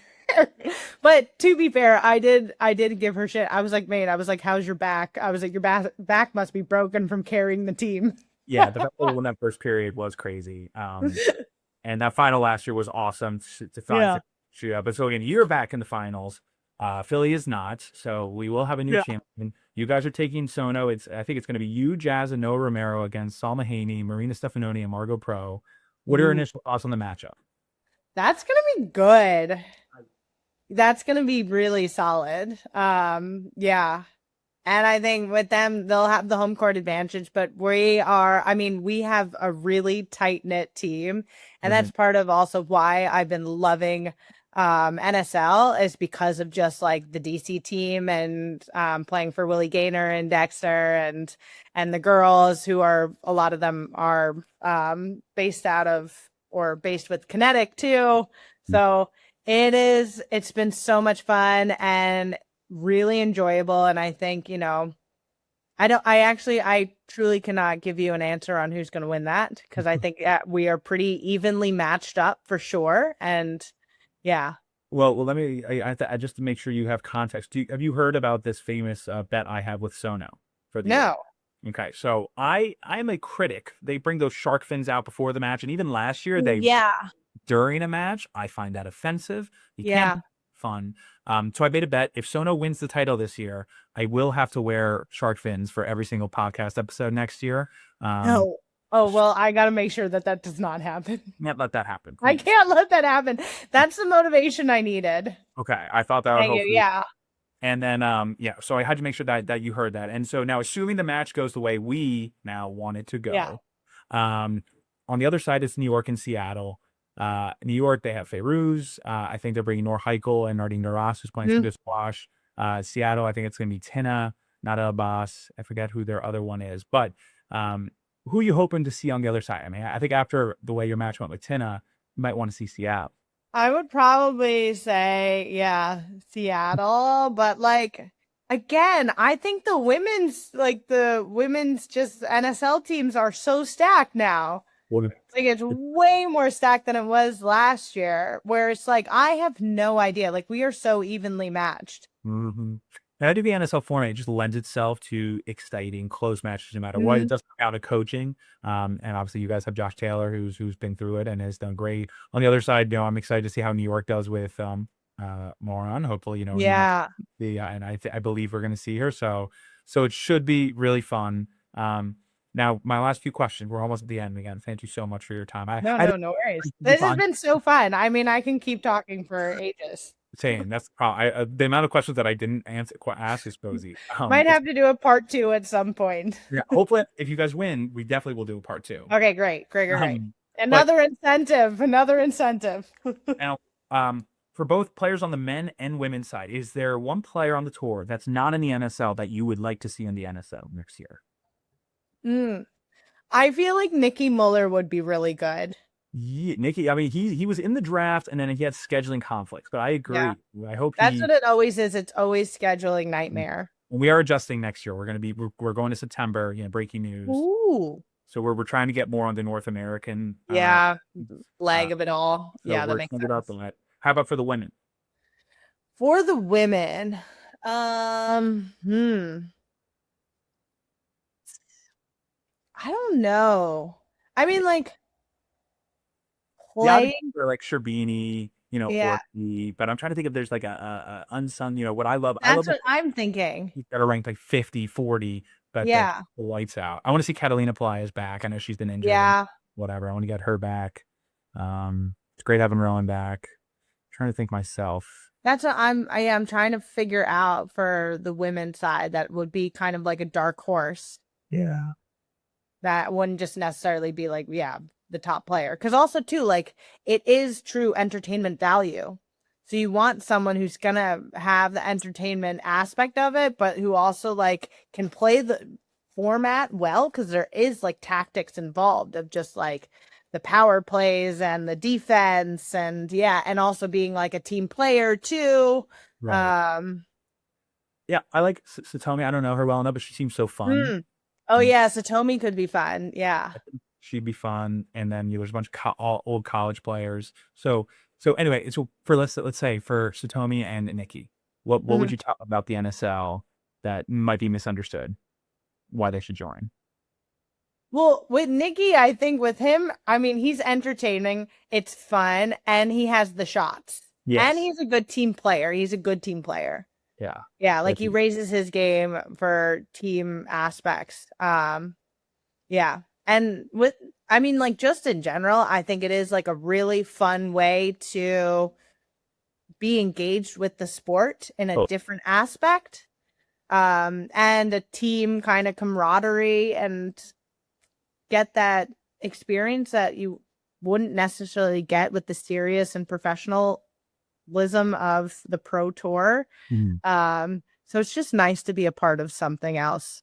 Yeah, as you said earlier, like what I like about it, like it's obviously not the PSA, it's not at the level. It's supposed to be fun. But you as pro, you guys have exhibitions all the time, and exhibitions are tough because you're not trying. Like this kind of threads the needle of it's fun, but it's serious. You guys have to try all, and you don't have to be on the court as long. Like I personally love that, and I think it mentally, while it's sort of exhibition-y, it has as serious as you want to make it, and it's fun, and I'm not even. It's stressful too. Like, yeah, I do exhibitions. Like, I love exhibitions, and I'm a very good exhibitionist. Right. So So I can find a way to like put those in the category, but I know how some people really struggle, don't like doing the exhibitions because they don't know how to make it a performance. You know how sometimes it's like WWE where it's like, yeah, and you need like with exhibitions, you need like someone else who's gonna complement your game and everything, and that you can put in an art without making it seem like you're not trying or it's so scripted or anything. Like, so I'll do exhibitions with my sister where we can just play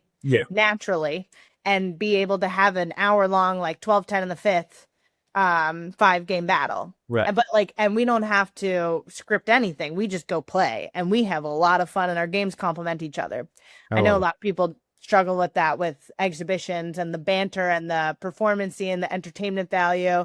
I just let my personality kind of shine through, and I get to do that with NSL too, but I don't have to change anything about me. Like, I don't have to be different. I can just like, that's just the way my personality is, where I can go have the entertainment value, be serious, but have fun and like fuck around in it too. Exactly. And then again, you've always this. You've been always yourself. Despite you holding all this stuff, holding on to stuff, you've always found a way to seem like you're always having fun and being yourself. And again, that's what I love about you. But final question, Amanda, again, this has been so fun. Thank you for your time.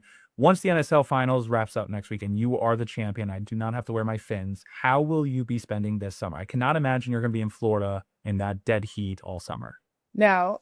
So I'm actually, I'm going to be in the Northeast a ton bopping. I'm going to road trip. So yeah, tomorrow with, my boyfriend and I are going to road trip to the Northeast. Cool. Cause he's going to be up in the Northeast and it just so happened timing wise. So we're going to, drive from Florida. He's going to drive pretty much. And so we're going to do that. And then I'm going to go out east in Long Island for a week. I'm going to Montreal for a weekend to see Rufus Du Sol in concert with my run club buddies.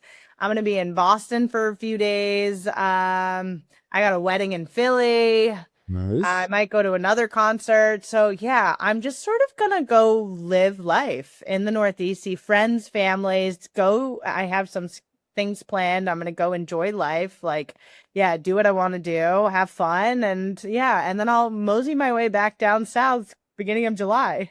Oh my God. Well, that's still too hot. I can't believe you're starting to do that. It's crazy. But again, we didn't even get to talk about the music. I'm a big fan of your music selections. You're good. You have a good road trip. I've done the road trip from Florida to Philly before. It's long. Hopefully you guys have good music. I've never done it before. I've never actually done like a long road trip. So yeah. It's fun. I mean, it's an easy drive at least. So it's like good music, good company. You'll be opening the mentally right spot as you take on the Sono Sharks and take them out next week. That's exactly it. I was like, I got to just make sure that I'm dialed in. I was like, I don't care. I just have to be in Norwalk on Wednesday afternoon. Cool. Awesome, man. Well, again, thank you for your time. Congrats on the great season. Congrats thank you so much. On making it we're very excited for next year and very excited for next week. Next Thursday, you play on Thursday night against the Sono Sharks at M Squash. So everyone tune in on YouTube and catch Amanda. Hopefully take him out for me. Yes, that's the plan. Thank you so much. I really appreciate it. All right, see ya.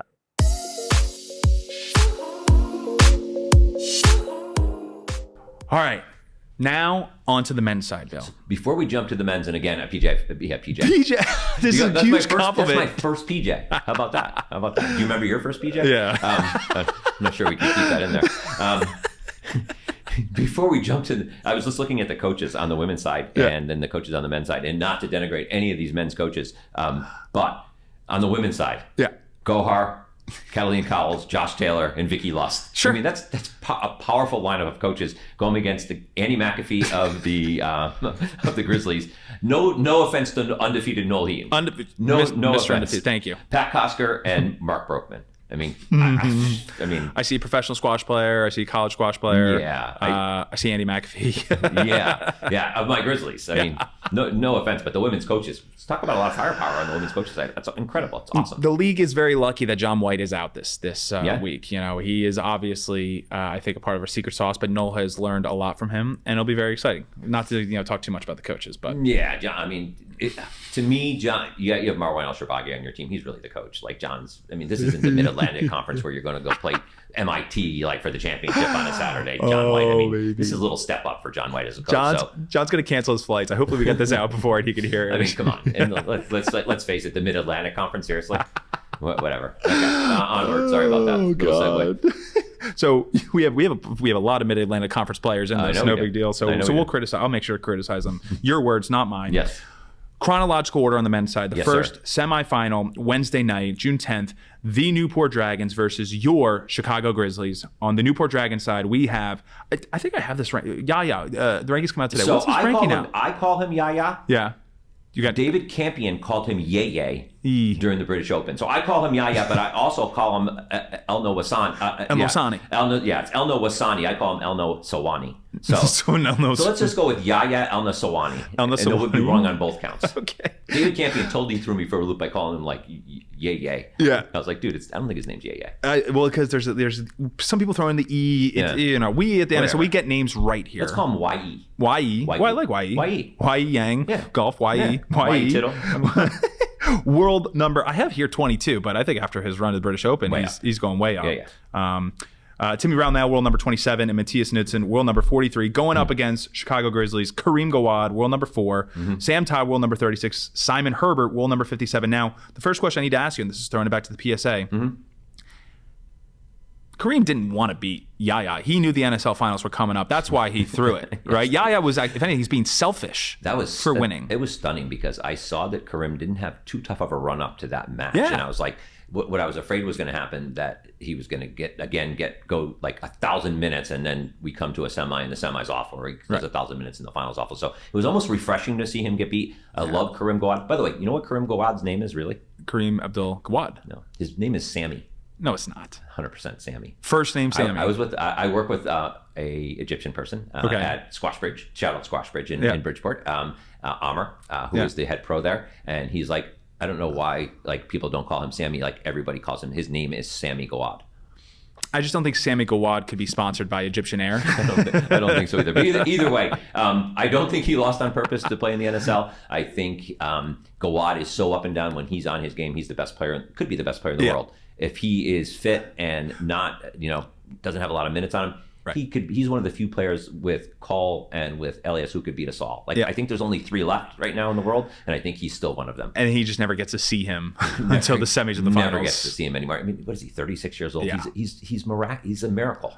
He's a walking miracle. I mean, I still think, again, I've been following him, and he's just always been around. But he was sort of 6 to 10 for a while, and I thought he was over the hill. And I know he won the world champs in 2016, but the fact that he is where he's at, and some of the wins he's had, incredible. I think he had a couple wins against Macon. He, like you said, at his peak, the magical heel surgery in Germany. Yeah, I need that. Worked well for him. I think the 2 biggest surgeries in squash this year were Greg Altier's hair surgery in Turkey and Gawad's heel surgery last year in Germany.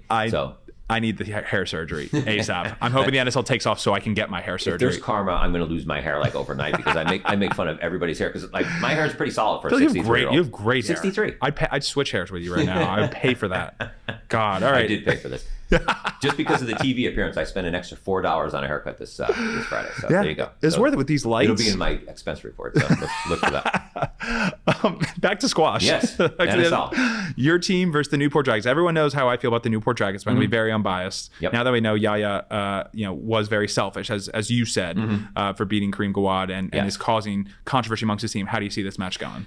I'm looking at the number 1 player for Chicago is Gawad. Then we go to Herbert and Sam Todd. And I love Simon Herbert for sure. Been around the NSL. He's probably played for every team. Did he play for the Seattle Freeze at one point even? I mean, he's played literally for everybody. So, and then I see Sam Todd, who's really never played it, doesn't play a lot of NSL. I think he played the first season. The first year he played for Chicago, I think, if I'm not mistaken, right? And didn't play last year and didn't play this year, but he's on the roster. He's on the roster. So, and then I have YE, as we're going to call him because we don't know how to pronounce his name, playing with Timmy, and then with Matthias Knudsen, who we talked earlier, embodies the NSL and knows how to play. Yeah. Matthias Knudsen on court with Mustafa Sal would be an even match in the NSL. Yeah. Right? So it's hard. As much as I love Chicago, but I almost feel like this is hey, we made the playoffs this year. It's another stepping stone. Next year, our franchise is going to move to Indiana, and then we're going to move on. Yeah. So I don't see them beating this lineup of Newport.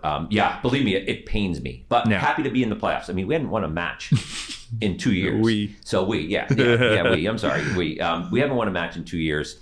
I don't see the Grizzlies beating the Dragons. I see a 4-love win for the Dragons. Yeah, believe me. I hope this comes out. I hope I don't. I'm probably going to go Wednesday, so I'll see them. So I hope nobody sees this. Oh my God! Can we have a director's cut where I say the Grizzlies are going to kick their butt? 4-love Grizzlies. I'll get maybe we'll get a paywall. Maybe we can put this on OnlyFans or something. Right. The real Bill feelings. Yeah, I don't think Gawad quite grasps the NSL yet. That's my feeling on it. I think if he did, they might have a chance, but I kind of think he thinks he's going to play a squash match. Well, he played in both matches this year. And for context, you know, Bill, you watch a lot of the professional stuff. I have to watch the NSL. In his first match second match against Louisville, in the first period, he got dunked on by Sam Osborne-Wild so hard. Lost 13-4. Right. And power play and all that stuff. And I have never, this is the best I've ever seen Gawad play. He comes out in the second period, wins the first 5 points or something, and then he calls for the power play and he rips up an 8 or but the funniest part was Gawad, he was so pissed because Osborne was full speed throttle. Right. There was one point where Gawad picks up the ball and Osborne Wild's right here, and Gawad's told, serve as fast as you can. So Osborne Wild, I'm pretty sure he threw the ball around Osborne Wild here and hit the ball there and served it because he was so pissed. I think he gets it. I think he's ready to go. I think coming off the Worlds and coming off the British, he might think, look, I'm going to go to America, and this isn't. I'm not going to give it my all. So that's okay. I hope it's not the case. I want Chicago to win. I put it this way: very rarely do I not want to be right. Correct. I heart over being correct. Yeah. So I'm gonna pick Newport 4-0, Newport onto the finals. 4-0. Okay. 4-0. Yeah. All right. Yeah. So this is the big one. The big. It's not that big. It's a big one. Another day in the park. Another big. So much so, I'm gonna reach down and take so I brought my energy pills. Your energy pills. Yeah. People pop stuff and when they're in their corner and stuff and drink the energy drink. I have these energy pills that I have to. Are we sponsored? Are we free ad here? No. Who knows what these are? I mean, it could be ecstasy for all we know. We're here to talk. So you're taking the energy for the Greenwich Panthers versus the Philadelphia Lightning. June 11th, Thursday night, prime time. As I'm chewing on my energy pill. And your energy pill. But you need you don't need the energy. I mean, there's going to be plenty of energy. On the roster side, you have world number 1 we're on Greenwich. World number 1, Mustafa Sall.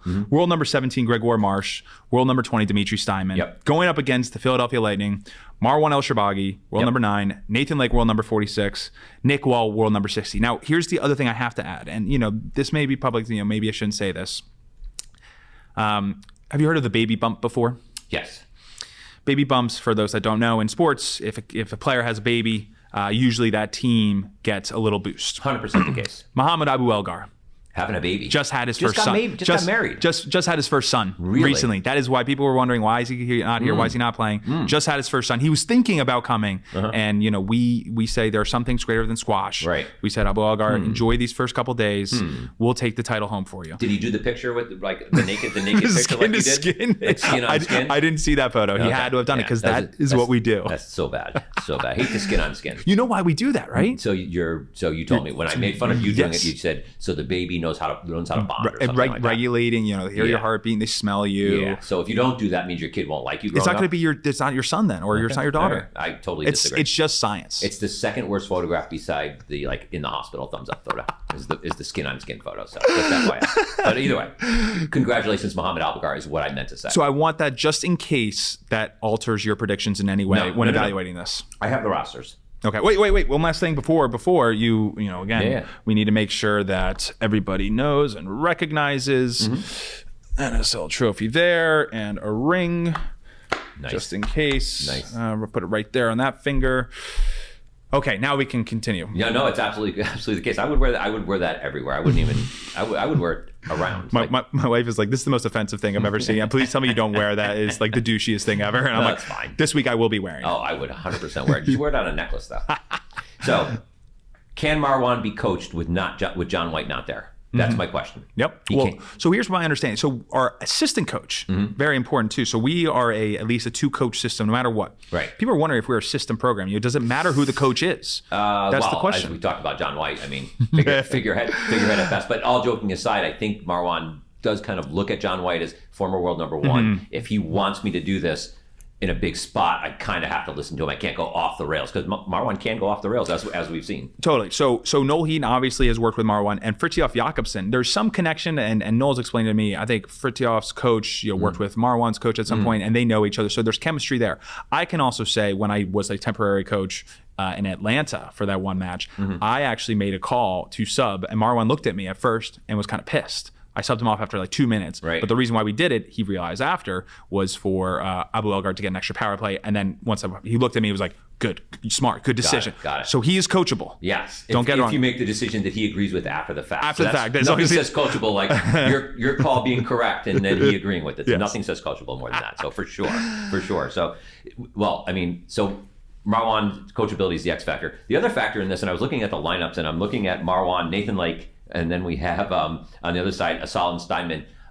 Are there offensive lines in the NFL that have worse blocking than those 4 people in squash? Is it possible? I think they block more than I think the Giants' offensive line for sure. So it was just an incredible. The referee is going to be a key in this factor. Yeah. I think we got Steve Johnson refereeing this match, if I'm not, which is great because you do need a professional ref because some of the blocking that's going to be going on there is going to be like 2000 Cowboy level for sure. Yeah. Now here's the other question for you: is I believe Mustafa Asal pulled out of the British Open because he was saving up for this match. Yes. Oh, because he was saying, yes, he knew it was coming. I don't know about that. I mean, it is Monday morning. We still have not heard the final word of Asal. I did talk to the Greenwich coach yesterday, and as of yesterday, he was still coming. Yep. So did my call around the league to see what any new news, and according to Stephanie Borges, Mustafa's still in. So but yeah, no, I would doubt that. It was weird. I don't know what happened to him. I think it was just exhaustion because they kept spitting into a towel and they kept saying there's blood coming out. And I was like, it's a white towel. There's no blood. So I think he was just exhausted. His movement looked so heavy. Yeah. And again, I was offended by the. I think it depends how you feel about the referees. I was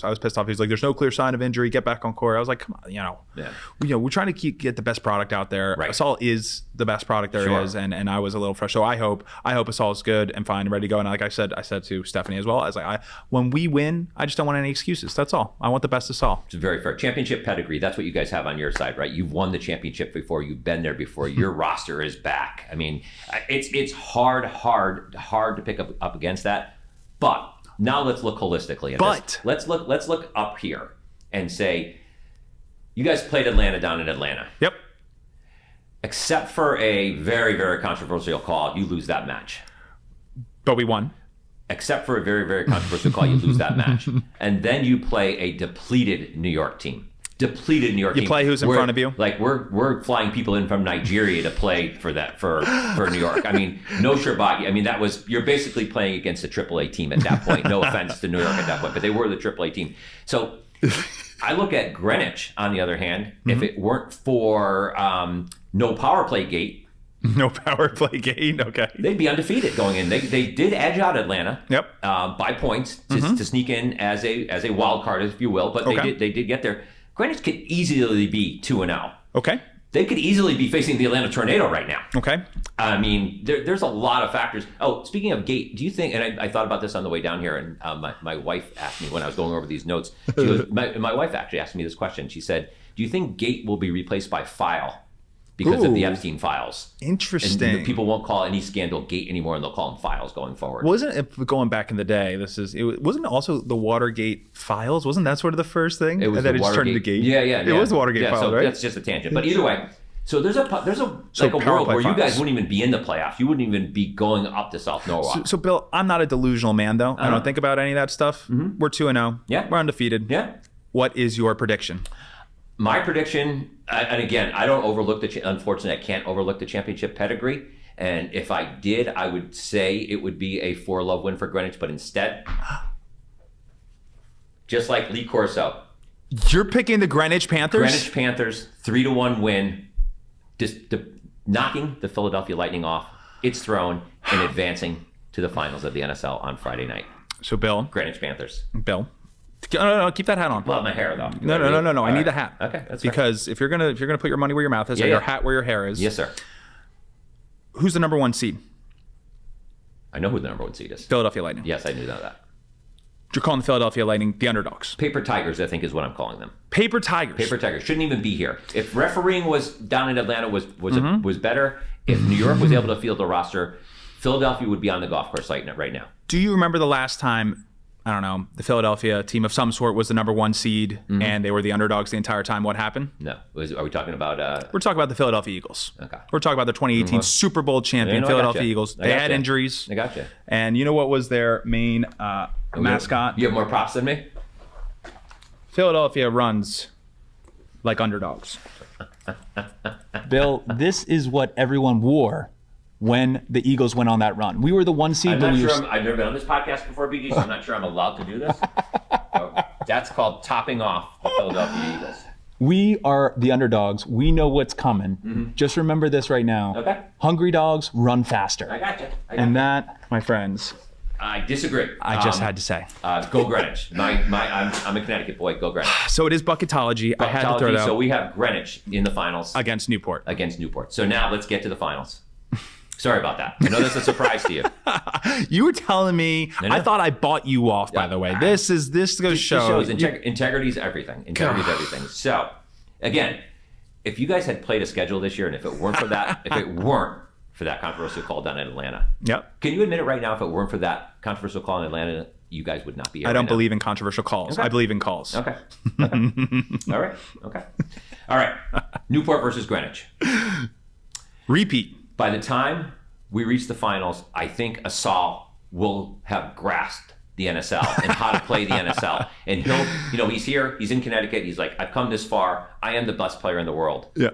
I'm going to show everybody why I am the best player in the world. There should be a great atmosphere in Sono that night. Yeah. They would come to see Mustafa Asal, Brownell, Yaya, YE, whatever we're calling him, Matthias. I don't think that they're going to be able to withstand the freight train that is Mustafa Asal in the final. So, did you watch the first match between Newport and Greenwich? And Yaya, YE, Yeye, however you want to call it, was sort of the Asal stopper that day. Yeah. And are you attributing that more to the fact that he wasn't familiar with the NSL, was still trying to get his bearings? That match, and obviously there was the power play files. Right. But beyond that, I felt like Newport was pretty surprisingly comfortable. So do we know what Asal's travels were to get to that match? Better? Oh, well, yeah, it was right after. I forgot about that. So So I'm exhausted right now, and all I had to do was get up this morning at 5 o'clock to take a 6:12 train out of New Haven, and I'm exhausted. Can you imagine what Mustafa Asal did to get from Egypt to get to Newport to play that match? The fact that he even played that match was remarkable. The fact that he even put it, YE is a great player. Yeah. I think we'll get a different Asal. He's flying over from England. Right. He's not flying from Egypt. He'll be here. He'll be refreshed. He'll have some time to acclimate to the time change. I think we'll see the real Mustafa Asal for the first time in the NSL. We'll see the real Mustafa Asal. Yeah, it's nerve-wracking. And like I said, I want no excuses. And again, if somehow Philadelphia does lose, Greenwich versus Newport, I think would do numbers. Yeah, I think it would be great. And I've been very open in saying that I didn't believe Newport all along, and I actually had Philadelphia versus Greenwich in the finals when the season started. Unfortunately, I have them in the semis. It is what it is. We'll take them out. But if Greenwich is your champion, you are picking the Greenwich Panthers and the New York Queens. Where are you from again? I am from Connecticut. So you're telling me, Connecticut, Greenwich, they're all intertwined. Yeah, I feel like. Sure. So you're telling me that you have no biases whatsoever. I haven't made the pick yet, by the way. I think you're jumping the gun. You didn't ask me who my pick was. I'm kind of talking around it. You said you were getting the best Mustafa Asal. We're getting the best Mustafa Asal. So who is your pick, Mr. Buckingham? To win the NSL championship.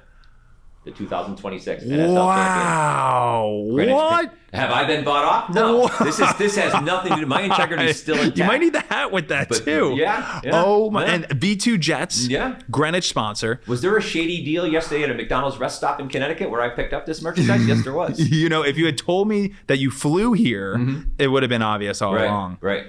If you fly back home after this comes out. If you fly, I'm gonna start. Yes. My spidey senses are going to be tingling. PJ, PJ doesn't mean PJ Johnson. It means private jet to me. Private V2 jet. And we're just giving them all the FaceTime on this podcast. Yeah. They're not a sponsor of this podcast. Yeah, there may have been a deal made yesterday at a very shady McDonald's rest stop. Not the shadiest transaction I've ever had at a McDonald's rest stop, but it was right up there. V2 Jets does business at the shady rest stop. So no, all joking aside, I really think that Mustafa Asal is going to step up here and show everybody why he is Mustafa Asal, the number one player in the world, and possibly by the end of his career, the greatest squash player we've ever seen. And the Greenwich Panthers, 2026. NSL champions. Well, that I can't argue with. It's disappointing to hear, but Bill, you've done what I've asked. You've come to the podcast. You've given your unbiased opinions, allegedly. I've tried to influence you.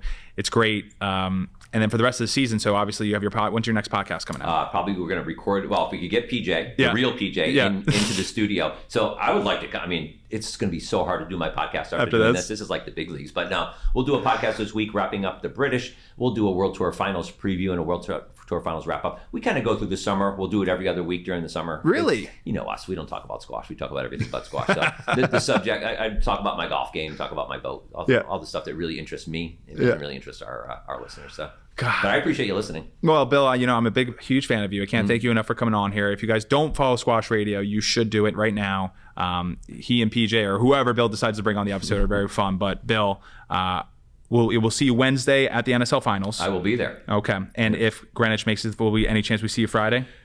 Well, talk to see if I get. I mean, I'm not allowed to MC the big. They bringing in the A team to MC. I suppose. I think Leslie is coming in. Yeah. So they're bringing in the A team. So if I could get a ticket, if anybody out there wants to maybe put me on their guest list. Philadelphia Lightning get into the finals. I'll make sure I'll give you one of our ownership tickets. But I appreciate it. But besides, look forward to being there. I'll be there. I will definitely be there Wednesday night, and I look forward to being there on Friday also. Awesome, Bill. Well, thank you again for your time, and everyone here. Follow us on YouTube, NSL Sport, and Instagram, and the big moment is here. I can't wait. So we'll see you then. Thanks, BG.